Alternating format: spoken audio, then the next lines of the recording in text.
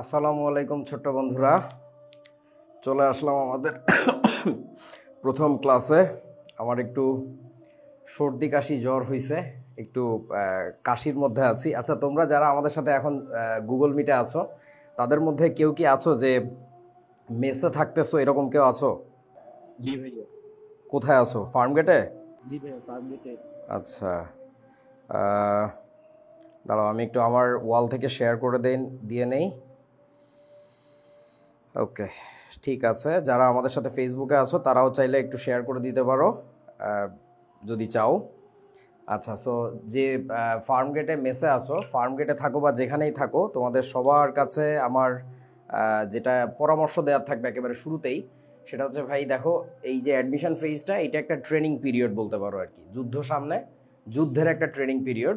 সেটা হচ্ছে তোমার আপকামিং যে লাইফটা আছে, তুমি ইনশাল্লাহ বুয়েটে চান্স পাও, কুয়েটে চান্স পাও, রুয়েটে, মানে ঢাকা বিশ্ববিদ্যালয়ে যেখানেই হোক, অনেককেই, অধিকাংশকেই দেখবা যে ঘর ছেড়ে দিতে হবে। এই যে ঘর একবার ছাড়া হবে, ঘরে আর ফেরা হবে না, সত্যি কথা যেটা।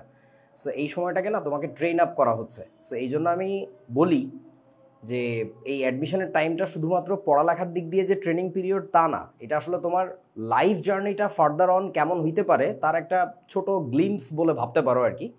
যে এই সময়ে যদি নিজে নিজেকে দেখে রাখতে না পারো, যেমন কে যেন বললি যে তুই মেসে আছিস ফার্মগেটে, নাম কি? রিশাদ ভাইয়া। রিশাদ। এই যে রিশাদকে এখন দেখো, পুরোপুরি নিজের দায়িত্ব নিজের নিতে হবে। কখন যে খাইতে হবে, কখন যে ঘুম থেকে উঠতে হবে, লিটারালি ওরে কেউ হেল্প করবে না। যদি কপাল ভালো থাকে দুই একটা ভালো বন্ধু পাবে, যদি কপাল খারাপ থাকে তাহলে আমার আজকে হাসানো যাবে না, কাশি আসতেছে হাসতে গেলে আর কি। যাই হোক, সো যারা বাসায় থাকো তাদের ক্ষেত্রে একই কথা আর কি। আব্বু আম্মু অনেক কিছু বুঝবে না, বুঝছো, তোমার খুব প্যারা দিবে। ধরো কোনো একদিন রাত জেগে তুমি অনেক রাত পড়ছো, তাহলে ভোর সকালে একটু ঘুমাবা স্বাভাবিক, এটা না আব্বু আম্মু বুঝবে না। তুমি তো চাও তোমার যে কোচিংয়ে অফলাইনে পরীক্ষা দিচ্ছ তাদের ওইখানে একটু উইকলি এক্সামটা ভালো হোক। সো এটার জন্য কোনো এক রাত বেশি জাগলে দিনে তো একটু পোষায় নিতে হবে তোমার, এটা আব্বু আম্মু বুঝবে না, সো প্যারা দিবে। সো এটার জন্য বলি আমি, ওই যে ওরিয়েন্টেশন ক্লাসে মনে হয় বলছিলাম, যারা ভালো ছাত্র হয় বা ভালো ছাত্রী হয় তাদের কিন্তু শুধুমাত্র মেধা ভালো থাকে তা না, ব্যক্তিত্ব ভালো থাকে। সো নিজের ব্যক্তিত্ব, নিজের ওই জিনিসগুলো, পারিপার্শ্বিকতা সব কিছু মিলায় নিজের খেয়াল নিজের রাখা শেখো। একেবারে বিসমিল্লাতে এই সবক দিয়ে দিলাম ভাই। এই সবক নিতে না পারলে সমস্যা। যেমন ধরো, আমি যে কোচিংয়ে উঠছিলাম ঢাকায়, কোচিংয়ে বলতে সরি মেসে উঠছিলাম ঢাকায়, ওই মেসে আমার সাথে ছিল হচ্ছে আরও দুই বন্ধু আমার। হ্যাঁ, আমি ওই মেসে উঠতে পারছি অনেক পরে, ওই কাহিনী গল্প অন্য কোনো একদিন ক্লাসে বলবো না, আজকে বলবো না। সো ঘটনা হচ্ছে যে ওই বন্ধু দুইটার প্রিপারেশন ছিল মেডিকেলের টার্গেট, আর আমার ছিল ইঞ্জিনিয়ারিং। সো আমার কোনো একটা অঙ্কে প্রবলেম হইলো বা কোনো ঝামেলা হইলো, ওদের সাথে আলোচনা করলো, ওরা এরম বলদের মতো ছায়া থাকতো, কী কইতেছো এগুলো হিন্দি বিন্দি আমরা তো বুঝি না। আবার ওদের কথা শুনে আমি এরকম ছায়া থাকতাম, কী কয় এগুলা, হাড্ডি কয়টা, হাড্ডির মধ্যে কি কি জানি আছে, কি তামাশা। সো ব্যাপারটা হচ্ছে মিলতো না কোনোভাবে।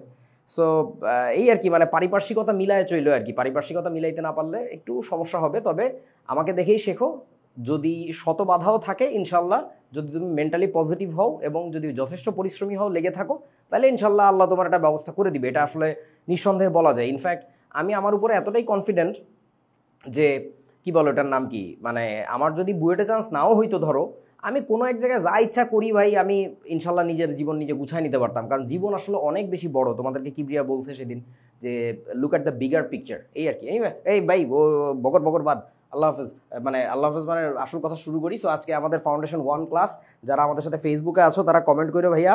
তবে আমি কিন্তু প্রথমেই ক্ষমা চেয়ে নিচ্ছি, তোমাদের দিকে বেশি একটা মনোযোগ দিতে পারবো না। তার কারণটা হচ্ছে যারা আমাদের সাথে ইয়াতে আছে, কি নাম এটার, নাম কি জানি, কি বলে এটাতে, গুগল মিট। সো এই বন্ধুরা যা বলবে আমি এটার উত্তর দিব, তোমাদেরও উত্তর দিব, তোমরা প্রশ্ন করো আর কি, ঠিক আছে? হয়তো বা তোমাদের উত্তর দিতে একটু দেরি হবে, এই আর কি। হ্যাঁ, অডিও ঠিক আছে, অডিও ঠিক আছে।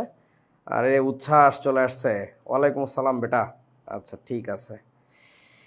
আচ্ছা, রুবায়েদ খন্দকার প্রান্ত একটা ভালো প্রশ্ন করছে। এই প্রশ্নটা ওরিয়েন্টেশনের দিন আসলে ভালো হইতো। আমি একটু বলে নেই, তোমাদের সবার জন্য কাজে লাগবে। ভাই অফলাইনের জন্য কোন সময়টা নেওয়াটা বেস্ট হবে? আচ্ছা, আমি অনেকদিন যেহেতু বাংলাদেশের সবচেয়ে বড় কোচিংয়ে ক্লাস নিচ্ছি, সেই অভিজ্ঞতা থেকে বলি, দিনের একেবারে শুরুর যে ক্লাসটা থাকে ওটা ভাইয়ারা একটু ঘুমায় ঘুমায় নেয়। সেকেন্ড যে ক্লাসটা থাকে ওটাতে পারফরমেন্স সবচেয়ে বেস্ট থাকে। দুপুরের পরের যে ক্লাসটা হয় ওটা তো ভাইয়ারা একটু ঘুম ঘুম ভাবে থাকে, কারণ কেবল খাইছে। আর লাস্ট ক্লাসটা হচ্ছে, বুঝতেই পারতেছো কী হবে, এনার্জি ড্রপ করে ভাইয়াদেরও। সো তোমরা যারা যেই অফলাইন কোচিংয়ে ক্লাস করতেছো বা করবা, সেইখানে ওই সেকেন্ড যে টাইমটা সম্ভবত 11টার দিকে বা 10:30টার দিকে শুরু হয়, ওই টাইমটা নিবা, ওটাতে ভাইয়াদের ক্লাস খুব ভালো হয় আর কি। ওকে, চলেন পড়াশোনা শুরু করি। আজকে আমাদের ফাউন্ডেশন পড়তে হবে। ও তাহলে আরেকটু কথা বলা লাগবে আর কি, সেটা হচ্ছে যে আজকে ফাউন্ডেশনে আমরা যে জিনিসগুলো দেখব সেই টপিকগুলো হচ্ছে মোটামুটি এরকম। একক রূপান্তর নিয়ে কথা বলবো। তোমরা কি আমার একক রূপান্তরের ক্লাস দেখছো আগে?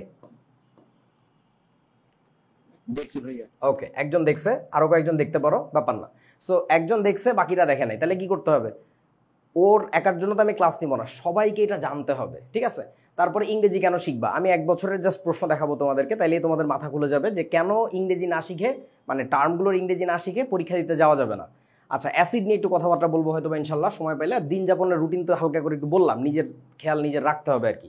সো এখন দেখো, এই কথাগুলোই তুমি যদি আমার এইচএসসি শুরুর সময়ের যে ব্যাচটা আমরা শুরু করি, এই যে ধরো কয়েকদিন আগে এইচএসসি 27 ফাউন্ডেশন ক্লাস গেল, ওদের ক্লাস দেখলেও না তুমি সিমিলার জিনিসই দেখতে পারবা। তাহলে তুমি কি ভাবতেছো এই আরিফ ভাইয়ের কাছে আসলাম কত মেলা কিছু শিখবো, কেউ শিখাইতেছে না? আসলে ব্যাপারটা এরকম না। রসায়ন পারতে গেলে তোমার ফাউন্ডেশন সব জায়গাতে একই, ক্লাস 9-এরও যা, 10-এরও তা, ইন্টারমিডিয়েটেরও তা, অ্যাডমিশনেরও তা। তবে খেয়াল রাখবা, এই টপিকগুলোই ধরো আমি যারা কেবল ফার্স্ট ইয়ারে উঠছে ওদেরকে হয়তো অনেক দিন ধরে দেখাইছি, তোমারে এখন দেখবা যে কুত্তার মতো দৌড় দিতেছি। সো তোমাকে ওই রকম গতিতে দৌড়াইতে পারতে হবে, ঠিক আছে? যদি কোথাও হোঁচট খাও, খাইতেই পারো, লিখে ফেলো আগে, সিস্টেম আগে বলে দিছি, লিখে ফেলো, পরে ক্লাসের পরে জিজ্ঞেস করো, বা ক্লাসের মাঝখানে তো সুযোগ পাবাই। আমাদের তো ডিরেক্ট তুমি কথা বলতে পারবা, একেবারে ন্যানো সেকেন্ড ব্যবধানে তুমি আমার থামা দিতে পারবা যে ভাই থাম আগে ক আমার এইটা, তারপরে কথা ক, এই আর কি। সো চলেন শুরু করি, বিসমিল্লাহ। কারোর কোথাও সমস্যা হইলে কোনো ভয় নাই, দ্বিধা নাই, দুরুম করে মারি দিবা, একদম মারি দিবা, বলবা যে চুপ কর, থাম। আচ্ছা, ওকে, চলেন পড়াশোনা করি, মোবাইলটা না ফুরিয়ে যায়। বিসমিল্লাহ। একক আমাকে একটু বলো তো, যে কোনো কিছুর একক। ধরো আমি লিখলাম 5 কেজি, 5-এর সাথে 5কে আমরা বলি হচ্ছে মান, আর কেজিটাকে বলতেছি একক। এই 5-এর সাথে কেজির সম্পর্কটা কেমন বলো তো, কে পারবা? গুণ আকারে থাকে, সম্পর্কটা আসলে গুণ। সাবাস, তুমি আরেকটু জোরে বলো, তোমার সাউন্ডটা একটু কম আসতেছে আমার কাছে। ওকে, গুণ আকারে থাকে। যেমন ধরো এখানে যে আমি এক্সাম্পলটা লিখছিলাম ওইটাই আবার লিখি, 5 কেজি। কে মানে কি? কিলো বুঝায়। কিলো মানে কি বলেন তো? কিলোর ভ্যালু কত আমরা জানি? 1000। তার মানে এইটাকে আমি কখনো যদি কনভার্ট করতে যাই, তাহলে ওই যে মুখস্থ আছে, কিলোগ্রাম থেকে গ্রামে যেতে গেলে 1000 দিয়ে গুণ করতে হয়। কিন্তু কেন গুণ করতে হয় তার কারণটা হচ্ছে, দেখো 5 ইন্টু এই যে গুণ করে দিচ্ছি 1000 দিয়ে, তারপরে আমরা লিখতে পারবো হচ্ছে গ্রাম। এটা তোমরা অনেকেই জানো। তারপর আমাকে একটু বলেন তাড়াতাড়ি, মিলির ভ্যালু কত? মিলি, মিলি মানে কত বোঝায় আসলে মিলি? 10^3। তাহলে যদি কখনো থাকে 5 মিলিলিটার, এইটারে কনভার্ট করবা কেমনে? 5 ইন্টু গুণ করে দিচ্ছি, মিলি মানে 10^-3, মানে 1/1000, তারপরে লিটারের জায়গায় লিটার থেকে যাবে। দ্যাটস ইট, গুণ সম্পর্ক আর কি। ওকে, পাওয়ার ডিস্ট্রিবিউশন নিয়ে একটু কথা বলি। ধরো কখনো যদি তোমার কাছে এরকম থাকে 5 ডেসিমিটার কিউব, এরকম যদি থাকে, তোমরা যখন লিখছিলা ছোটবেলায় যে সাইন স্কোয়ার থিটা, কোনো একদিন ম্যাথ ক্লাসে স্যার বলছিল না এটার মানে কি? সাইন থিটা এর কি বলেন তো? Whole square. সো একইভাবে এইটার একটা মিনিং আছে, এটার মিনিংটা হচ্ছে ডেসি এবং মিটার এই দুইটাকে নিয়ে তারপর একসাথে কিউব দিতে হয়, ওইটাকে আমরা শর্ট ফর্মে লিখি ওইভাবে, ঠিক আছে? তাহলে এখন একটু মনে করে বলেন, ডেসি মানে জানি কত?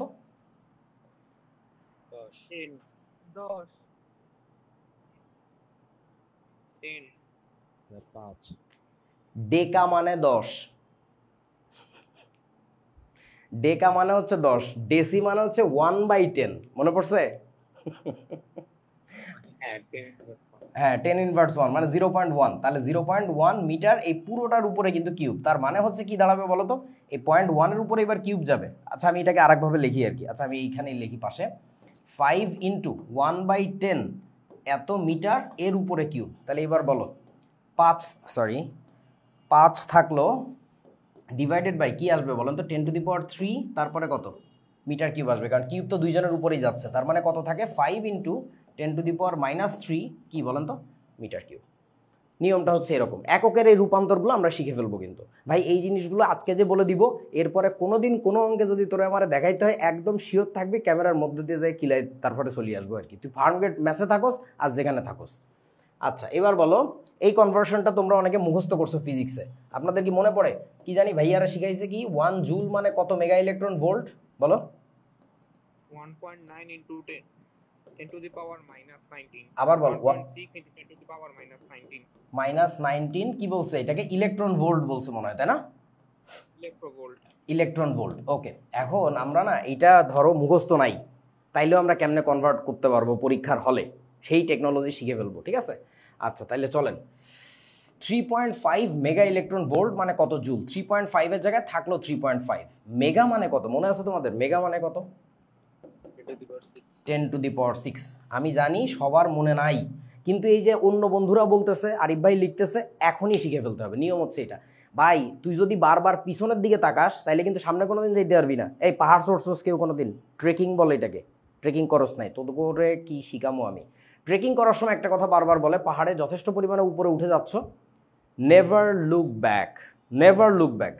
অতীতে তো এটা করি না, স্কুলে ঘুমাইছিলাম, এই চিন্তা করাই যাবে না। কি শিখি নাই পুরা বাদ, ফালায় দাও। এই যে এখন বললাম মেগা মানে 10^6, মুখস্থ করে ফেলো। কার জানি মাইকে শব্দ হয়, বন্ধ করো। আচ্ছা 3.5 ইন্টু, তাহলে কত লিখবো? 10^6। এইবার ইন্টু, ইন্টু না আর দরকার নেই আমার, থাকলো এখানে ইলেকট্রন ভোল্ট। ওকে, এইবার 3.5 ইন্টু 10^6। তোমরা একটু ভাবো তো, এই যে ইলেকট্রন ভোল্ট, এটাও তো একটা একক, এটা কি আকারে আছে বলেন তো? গুণ আকারে আছে। এখন ইলেকট্রনের ভ্যালু কত বলো? 1.6 into 10^19। রাইট, কিন্তু আমি এই যে কথাটা বললাম, এইভাবে আমিও কোনোদিন আর কথা বলবো না, তোমরাও বলবা না। আমি যে বললাম ইলেকট্রনের ভ্যালু কত, এটা একটা অসম্পূর্ণ কথা না? ইলেকট্রনের তো মানে তোমার কি বলো, এটার নাম কি, মানে ইলেকট্রনের ভরের ভ্যালু কত বলতে বলা উচিত ছিল, অথবা ইলেকট্রনের চার্জের ভ্যালু কত বলা উচিত ছিল। কত কিছু জিজ্ঞাসা করা যায়, ইলেকট্রনের স্পিনের ভ্যালু কত জিজ্ঞাসা করা যায়। আমি তো কিছু বলি নাই, তোমরা বুঝে নিছো যে চার্জের কথা। আচ্ছা ফিজিক্সে মনে হয় পড়ছে, এখানে আসলে চার্জই লাগে আমাদের। এনিওয়ে, সো ইলেকট্রন যেহেতু এর সাথে গুণাকারে আছে, তাহলে এখানে আবার গুণ চলে আসবে 1.6 into 10^-19, তারপরে শুধুমাত্র থেকে যাবে ভোল্ট। এইবার বলো তো, তোমরা কি একটা জিনিস জানো, যত ভোল্ট, যত ভোল্ট তত আসলে জুল? বুঝো? কেমনে বুঝাও? আবার আরো ভালো করে বলো, আরো ভালো করে, একদম বাচ্চাদের মতো করে বুঝাই দাও আমাকে। ধরো আমি একটা বাচ্চা। ভোল্ট তো মূলত মানে একক কুলম্বের জন্য জুল। তো এই জায়গায় যেহেতু আমরা অলরেডি কুলম্ব একক দিয়ে গুণ করে ফেলছি, তাই এটা এখন জুল হয়ে যাবে। তোমার কনসেপ্ট ক্লিয়ার আমি বুঝতেছি, বাট বুঝাও আরো ভালো। ধরো তোমার আমি একটা টিউশনি দিয়েছি, তুমি একটা স্টুডেন্টকে বুঝাচ্ছ, একেবারে আরো ভালো করে বুঝাও। কে পারবা? চার্জ স্থানান্তরের জন্য যে কৃত কাজটা হয়েছে বিভব পার্থক্যের কারণে। রাইট, বিভবের সংজ্ঞাটাই কিন্তু এইটা, যে একক পরিমাণ আধানকে, একক ধনাত্মক আধানকে তড়িৎ ক্ষেত্রের অভ্যন্তরে নিয়ে আসতে যে কাজ সম্পাদিত হয়। সো যদি আমি 10 জুল কাজ করি, তাহলে ওই ক্ষেত্রের বিভব আমরা বলি হচ্ছে 10 ভোল্ট। সো যত জুল কাজ হয় তত ভোল্ট আমরা বলে থাকি আর কি। সো ভোল্ট মানে যে আসলে জুল বললাম, এই কথাটাও যে ভুল বলছি, সঠিক করে কে বলতে পারবেন? ভোল্ট মানে আসলে কি, কে বলতে পারবা? তাড়াতাড়ি বলো। বিভব পার্থক্য। আমি কি কইছি তুই বুঝোস নাই? ভোল্ট জিনিসটা আসলে যে জুল বললাম সরাসরি, এইটাও ভুল কথা। জুল ইনটু সামথিং আছে, সেটা কি বলেন তো? Joule per coulomb. শাবাশ, জুল পার কুলম্ব। প্রতি কুলম্ব চার্জ নিয়ে আসতে যে কাজ হয়, 10 কুলম্ব নিয়ে আসবে, তাহলে 10 দিয়ে গুণ করে দাও, তাহলে টোটাল কাজ পেয়ে যাবা। এনিওয়ে, সো ভোল্ট মানে যদিও জুল পার কুলম্ব, বাট আমাদের এখন বোঝার সুবিধার্থে, কাজের সুবিধার্থে ভোল্ট মানে ডিরেক্ট আমরা জুল লিখে দিব। আর এর ব্যাখ্যাটা আসলে সুন্দর করে আরেকজন দিয়েছে, অলরেডি কুলম্ব দিয়ে গুণ করছি। সো এই কুলম্বের সাথে বেসিক্যালি এই কুলম্ব কাটাকাটি। তোমরা কি বুঝছো আমি কি বলছি? বোঝো নাই? এই যে দেখো, বেসিক্যালি এত লেখার পরে তো তুমি একটা কুলম্ব লিখছিলা, তাই না? সো এইবার আবার বলো কি হবে এখানে। এইখানে এই সব থেকে যাবে, কুলম্ব থেকে গেল, ভোল্টের জায়গায় লিখে দিব কি আমরা বলো তো?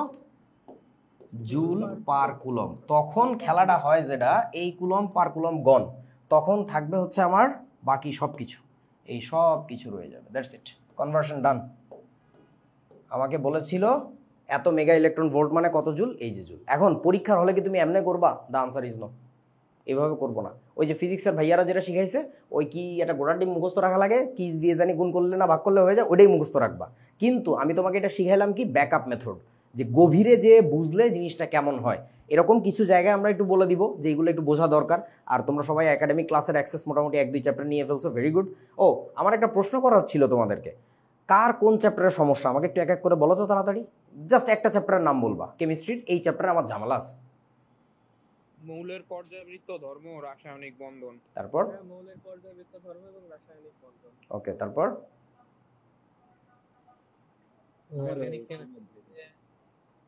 কি কইলো, জৈব রসায়ন নাকি? মৌলের পর্যায়বৃত্ত ধর্ম, আচ্ছা ওকে, তারপর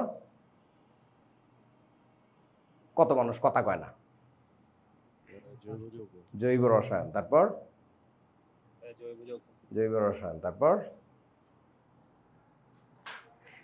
ফেসবুকে থেকে দেখি কমেন্ট টমেন্ট নেই। মৌলের পর্যাপ্ত ধর্ম রাসায়নিক পদার্থ। আচ্ছা ঠিক আছে, ওকে বুঝছি। সো এই জিনিসটা কেন জিজ্ঞাসা করলাম, এমনি এমনি জিজ্ঞেস করছি। তোমরা সোহাগ ভাইরে চিনো? মাহমুদুল হাসান সোহাগ ভাই? উদ্ভাসের, আরে ভাই বাংলাদেশ সোহাগ ভাইরে এক পিসি পাইছে, এরকম ভাই বলে যাকে ডাকা যায় সোহাগ নাম একজনই আছে, আর কেউ নাই আর কি। এরকম লোক আর আসবেও না মনে হয়। যাই হোক, সোহাগ ভাইয়ের সাথে তোমরা যদি ঘুরতে যাও কখনো, ধরো ঘুরতে গেছো আর কি বান্দরবন, তো তোমার আধা ঘন্টা পর পর 2 ঘন্টা পর পর জিজ্ঞেস করবে, রাইতে ঘুমাইতেছো হোটেলে, তোমার দরজা নক করে জিজ্ঞেস করবে, এই তোমার জীবনের লক্ষ্য কি? একই কথা 100 বার বলবে, তোমার জীবনের লক্ষ্য কি? তো সিলেটে যখন ঘুরতে গেছিলাম 2014 সালে সম্ভবত, তখন আমি একবার বিরক্ত হয়ে বলে ফেলছিলাম, আপনি এক কথা 100 বার জিজ্ঞেস করেন কেন, এই কথাটাই কেন, আর কিছু না কেন? তখন ভাই মোবাইল টিপতে টিপতে হাসতে হাসতে বলতেছিল, দেখো জীবনের লক্ষ্য বা উদ্দেশ্য বারবার মনে করতে হয়, অর্থাৎ তোমার টার্গেটটা যেখানে ওইখানে বারবার তাকাইতে হয়। তাইলে কি হয় জানো, নিজেকে নিজে রিমাইন্ড করানো হয় যে তোর কিন্তু ওইখানে যাইতে হবে। Are you on the track? তুমি কি সঠিক রাস্তায় আছো? যদি না থাকো তাহলে আবার ফেরত আসো, নিয়মটা হচ্ছে এটা। সো তোমাকে আমি আজকে তোমার উইকনেস জিজ্ঞেস করলাম, যে যেটা বলছো হয়তোবা কেউ আমার সন্তুষ্ট করার জন্য বলছো, হয়তোবা আসলেই তোমার ওই চ্যাপ্টারের দুর্বলতা আছে, হোয়াট এভার দ্যাট ইজ, তোমার নিজের মনের মধ্যে ইনপুটটা দিও যে ভাই আমার কিন্তু ওই হাতে ব্যথা, ওইটা খেয়াল রাখা লাগবে, ওই চ্যাপ্টারটা আমার ঠিক করা লাগবে। সো ওই সব চ্যাপ্টারের রেকর্ড নিয়ে হোক, আমার সাথে আলাদা গল্প করে হোক, যেভাবে হোক ওটা ঠিক করে ফেলতে হবে। সো এই চ্যাপ্টারগুলো মাথায় গেঁথে রাখো যে আমার এখানে ঝামেলা আছে আর কি। ওকে চলেন পরের টপিকে যাই। এটা কি ইউনিট, একক নিয়ে কথাবার্তা বলতে হবে। যে কোনো কিছুর একক আমরা যা কিছু দেখি সেটাকে আমাদের বিজ্ঞানের সুবিধার্থে মাঝে মধ্যে আমাদের 2 রকম কাহিনী করা লাগে। কি কাহিনী বলি, মূল ইউনিটটার মাঝে মধ্যে ছোট একটা পার্ট লাগে, মাঝে মধ্যে বড় মাল্টিপ্লাই করা লাগে আর কি। কেন? মাঝে মধ্যে আমরা অনেক ছোট জিনিস নিয়ে ক্যালকুলেট করি, মাঝে মধ্যে অনেক বড় জিনিস নিয়ে ক্যালকুলেট করি, ঠিক আছে? সো যখন ছোট করে ফেলি তখন এটাকে আমরা কি বলি বলেন তো? ওইটাকে আমরা বলি হচ্ছে সাব ইউনিট। যখন বড় মাল্টিপ্লাই করি তখন আমরা কি বলি? Super unit, right. এই বল দেখি আমাকে, কে কে পারিস? আমি যদি আচ্ছা ধরেন এরকম লিখি যে O2 2-, তোমরা কেউ জানো এই যে নিচে যে 2টা লিখছি এটাকে কি বলে? কেমিস্ট্রির কথা বলতেছি না, এমনি এটাকে কি বলে? নিচে লেখা ছোট করে এটাকে কি বলে? সাবস্ক্রিপ্ট। আর উপরে এটাকে কি বলে? Superscript, right. সো ওই রকম আর কি, সাব আর হচ্ছে সুপার, আর কিছুই না। এখন ঘটনা হচ্ছে ব্যাপারটা কীরকম বলি, ধরো তোমার কাছে ছিল হচ্ছে মিটার। এখন মিটার তো অনেক বড় একটা জিনিস, তোমরা 1 মিটার কত বড় চিনো? 1 মিটার কত বড়? এই যে দেখো এত লম্বা, এত লম্বা, এটা এক্স্যাক্টলি 1 মিটার। বিশাল বড় স্কেল, এটা দিয়ে তোমাদের ফিটের উপরে ফিটান দেওয়া যাবে, ফার্মগেট মেসের উপরে, ঠিক আছে? আচ্ছা সো ঘটনা হচ্ছে 1 মিটার মানে কত ফিট কে জানেন? কে বলতে পারবেন তাড়াতাড়ি? ফিজিক্স তো পারবি না রে কিছু, এটা না জানলে। 3 পয়েন্ট কত জানি লিখে দিয়ে আসবি পরীক্ষার হলে, লিখে নে। 1 মিটার মানে 3.28 ফিট। এটা ভয়াবহ রকমের কাজে লাগবে ফিজিক্সে, কেমিস্ট্রিতে কোনো কাজে লাগবে না। আমি এক আমলে ফিজিক্সও পড়াইতাম বুঝলে, আমি কিন্তু জানি কি লাগে কি লাগে না, ভালো করে মনে রাখো। সো এখন ঘটনা হচ্ছে মিটার তো অনেক বড় একটা জিনিস, তোমার যে স্টিলের স্কেলটা ইউজ করো খাতায় দাগ টানার জন্য, ওটা হচ্ছে 1 ফিট 1 ফিট 12 ইঞ্চ। সো ঘটনা হচ্ছে আমি যদি খুবই ছোট একটা পরিমাপ করতে চাই তাহলে সেটা তো আমি নিশ্চয়ই মিটার দিয়ে মাপবো না, তাহলে ছোট একটা পরিমাপ লাগবে আমার, সেটা ধরো যে নাম দিলাম মিলিমিটার। এইখানে এই যে যে মিলিটাকে দেখতে পাচ্ছ, এই মিলিটাকে কি বলে জানো? কি বলে বলেন? এটাকে বলা হচ্ছে সাব ইউনিট কনভার্টার। কনভার্ট করে ফেলছে, আর এই পুরো মিলিমিটারটাকে আমরা বলি হচ্ছে সাব ইউনিট। এখন ধরেন আপনি অনেক লম্বা জিনিস মাপবেন, অনেক দূরের জিনিস মাপবেন, যে মেসে থাকিস তার বাড়ি কোথায়, মূল বাড়ি কোথায়? লক্ষ্মীপুর। সো তুমি ঢাকা থেকে লক্ষ্মীপুরের দূরত্ব মাপবা, সেটা নিশ্চয়ই তুমি বাসা থেকে আমার কাছ থেকে এই যে এই মিটার স্কেল নিয়ে রওনা দিবা না, যে সালাম টালাম করে ভাই আসসালামু আলাইকুম আমি একটু মাইপে আসি, এই যে 1 মিটার 2 মিটার, এইটা করলে তো মরি যাবে সে। ঘটনা হচ্ছে সেই সময় আমার অনেক বড় একটা স্কেল লাগবে, যে স্কেলটা হয়তো বা এই স্কেলের 1000 টাইমস বিগার, এরকম কিছু একটা লাগবে। সো সেইখানে ও কোন একক ব্যবহার করবে বলো তো? হয়তো বা কিলোমিটার। এবার আপনারা বলেন এই কিলোটাকে কি বলে, তাড়াতাড়ি বল। Super unit converter. হ্যাঁ শাবাশ, এটাকে বলা হচ্ছে সুপার ইউনিট কনভার্টার। কনভার্টার ভাই বানান বললে আমাকে ক্ষমা করে দিস, আমি জানি না, মাথায় জ্বর, মাথা ঠিক নাই। এখন একই রকম ভাবে ধরো তুমি কথার কথা জুল নিয়ে কাজ করতেছো, জুল কাজের একক। এখন খুবই সামান্য একটু কাজ হয়। বাস্তবে চিন্তা করো, তুমি একজন ইলেকট্রিক্যাল ইঞ্জিনিয়ার, তুমি মোবাইলের ডিজাইন করতেছো। মোবাইল যখন ভাইব্রেট করে তখন খুবই সামান্য কাজ হয়, স্মরণ তো খুবই সামান্য। সো সেইখানে যে কাজ হবে সেটাকে হয়তো বা তুমি অল্প কাজ তো মাইক্রো দিয়ে হিসাব করতেছো, মাইক্রো জুল। তাহলে মাইক্রোটা হচ্ছে ওইখানে কি, বুঝছেন তো কি বলেন তো, কনভার্টার, রাইট। আর ধরো তুমি একজন মেকানিক্যাল ইঞ্জিনিয়ার, বিশাল বড় একটা ক্রেনের ডিজাইন করতেছো, তখন তো মেলা কাজ হইতেছে, তখন ওইটাকে আমরা বলতেছি mega joule. Super unit converter হচ্ছে এখানে মেগা। এইবার আপনারা একটু ভাবেন, এই যে প্রত্যেকটা জিনিস আমরা যেটা লিখলাম যে মিলি, মাইক্রো, কিলো বা মেগা, এইগুলোর নিজস্ব একটা ভ্যালু আছে, ওই ভ্যালুটা মুখস্থ রাখা লাগবে। মনে করে বলেন মিলির ভ্যালু কত, 10⁻³ কিলোর ভ্যালু কত, 10 কিউব। মাইক্রোর ভ্যালু কত, -6। মেগার ভ্যালু কত, তার মানে বুঝি গেছি ভাই, সাব ইউনিটগুলোর ফাওর বুঝো, ফাওর 10⁻⁻⁻ নেগেটিভ থাকবে, আর ইতাগো ফাওর সবসময় পজিটিভ থাকবে। আর নর্মাল যে আমার ইউনিটটা, মেইন যে ইউনিটটা, সেই ইউনিটের ফাওর কত থাকে বলো তো, 10⁻0 মানে কত, 1। মানে বেসিক্যালি ওর সাথে 1 মাল্টিপ্লাইড আছে, আর কিছু না। আমার এইটা আমি বুঝলাম না, সর্দি হওয়ার পর থেকে দেখতেছি কানে হেডফোন থাকতেছে না, এটা কোন সময় খুলে পড়ে যায় কে জানে। আচ্ছা, মানে সর্দি কি নাকে জমা, কানে জমা হয়েছে নাকি? ওকে, তারপরে এবার চলো, এইটা আবার কেন দিছে, এই বস্তুটা তোমাদের মুখস্থ করা লাগবে বন্ধু। আমরা মুখস্থ করতাম কোনখান থেকে জানো, এখান থেকে, পেটা, টেরা, গিগা, মেগা, কিলো, হেক্টো, ডেকা, deci, সেন্টিমিলি, micro, nano, pico, femto. পেটা থেকে শুরু করে যে ফেমটো পর্যন্ত আমাদের বইতে ছিল। তোমাদের ফিজিক্স ফার্স্ট পার্ট বইয়ের ফার্স্ট চ্যাপ্টারে থাকার কথা আছে কি? মুখস্থ করা লাগবে। এটা পারিস কে কে, পারিস কে কে, পারিস? সবগুলো পারি না, বাট হ্যাঁ কিছু কিছু পারি। সহজ, খুবই সহজ। দাঁড়া আমি দেখাই, শোন। এই দেখ, আমি যতটুকু পারি আমার আমলের, আমার মানদাদ আমলের, ওইটা আমি দেখাই। টেকনোলজি একই, তুই তোরটা শিখে নিতে পারবি। মানে তোদের সময় উপরে একটু বেশি শেখা লাগে, নিচে একটু বেশি শেখা লাগে, বাট কনসেপ্ট একই। দেখেন আমি একটু লিখি, দাঁড়াও। পেটা, টেরা, গিগা, মেগা, কিলো, হেক্টো কেমনে জানি লাগে, লিখি তো না, বড় হাতের এইচ নাকি ছোট হাতের এইচ? ছোট হাতের এইচ। কিলো, হেক্টো, ডেকা কেমনে লাগে, বড় হাতের ডি না ছোট হাতের ডি বলো? ডেকা, বড় হাতের ডি, কারণ ডেকা মানে হচ্ছে 10। পেটা, টেরা, গিগা, মেগা, কিলো, হেক্টো, ডেকা, ডেসি, ডেসি হচ্ছে ছোট হাতের ডি। ডেকা, ডেসি, সেন্টি, মিলি, মাইক্রো, ন্যানো, পিকো, ফেমটো। একটা টেকনোলজি খেয়াল করো, তুমি যখনই সাব ইউনিটে চলে আসো তখন তোমার ছোট হাত দিয়ে লেখা লাগে, খেয়াল করছো? পিকো, ফেমটো। আচ্ছা বলেন তো আমাকে একটু, যে মূল যে ইউনিটটা তার লোকেশনটা কোথায়, তার লোকেশনটা কোথায়? ডেকা আর ডেসির মাঝখানে। হ্যাঁ, ডেকা আর ডেসির মাঝখানে, that is the boundary line. এর উপরে সব হচ্ছে কি বলেন তো, এর উপরে কি? Super unit. হ্যাঁ, এর উপরের গুলা হচ্ছে সুপার ইউনিট, 10-এর পাওয়ার পজিটিভ। এদিকে হচ্ছে সুপার, আর এদিকে হচ্ছে সাব, SUB। আচ্ছা এখন ঘটনা হচ্ছে, দেখ খুবই সহজ। ডেকা মানে, আমার তো লেখার জায়গা কম, ডেকা মানে হচ্ছে 10⁻⁻ কত বলেন তো, 1। তাহলে ডেসি কত হয়ে যাবে, 10⁻⁻⁻1। মিরর, জাস্ট মিরর, আর কিচ্ছু না, আয়নার মতো আর কি। হেক্টো মানে কত বলেন, হেক্টো মানে কত, 10⁻²। কিলো মানে হচ্ছে 10⁻3, তোমরা জানো। তুমি এইটা দিয়েও তো চিন্তা করতে পারো, কিলো মানে যদি 3 হয় তাহলে হেক্টো মানে তো মাঝখানে। আর এই বেটা ছোটোবেলা 9-10 বলতেছি, ওই 4-5-এর অঙ্কে হেক্টো মেক্টো ছিল না, কি হেক্টো কুইন্টাল কি জানি ছিল, ওই সময় মনে করে দেখ, হেক্টো মানেই হচ্ছে 100। আচ্ছা তাইলে এবার আমাকে একটু বলেন, সেন্টি মানে কত হবে, 10⁻², 10⁻⁻3। তারপরে মাইক্রো মানে কত, 10⁻⁻6। ন্যানো মানে কত, 10⁻⁻9। আচ্ছা এবার একটা টেকনোলজি খেয়াল কর, মেগা মানে 10⁻6। প্রথম দিকে আমাদের পাওয়ার বাড়ছে 1 করে, তাহলে এদিকে কমবে 1 করে। এরপরে না হঠাৎ করে 3 ঘর করে বাড়া শুরু করছে, তাহলে গিগা কত হবে, 10⁻9। এই যে গিগা ন্যানো হচ্ছে দেখ এক্স্যাক্ট অপোজিট, একটার ইনভার্স। আচ্ছা তাইলে বলেন তো টেরা কত হবে 10^12। তাহলে 10^, এটা কত 15।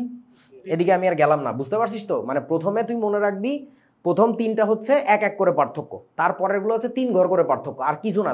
তোদের আমলে একটু বেশি শেখা লাগে ভাই, তোরা একটু বেশি মেধাবী আমাদের সে। এই দেখেন, দেখা যাচ্ছে কিনা জানি না, ছোট লেখা তো 10^1 2 3 6 9 12 15 18 20, ও 3 ঘর করেই তো, সবই 3 ঘর করে। সো টেকনোলজিটা শেখা গেলে ওই আরিফ ভাইয়ের আমলের লোক হও আর তোমার আমলের লোক হও, পারবা আর কি। তোমরা কি বুঝছো আমি কি বলছি? মাইক্রোমিটার বা একটু দাঁড়া, বল কি মাইক্রোমিটার কি? মানে স্যার মাইক্রোমিটার বা মেগামিটার নামে কি কিছু হয়? অবশ্যই হয়, কেন হবে না, পাগল নাকি?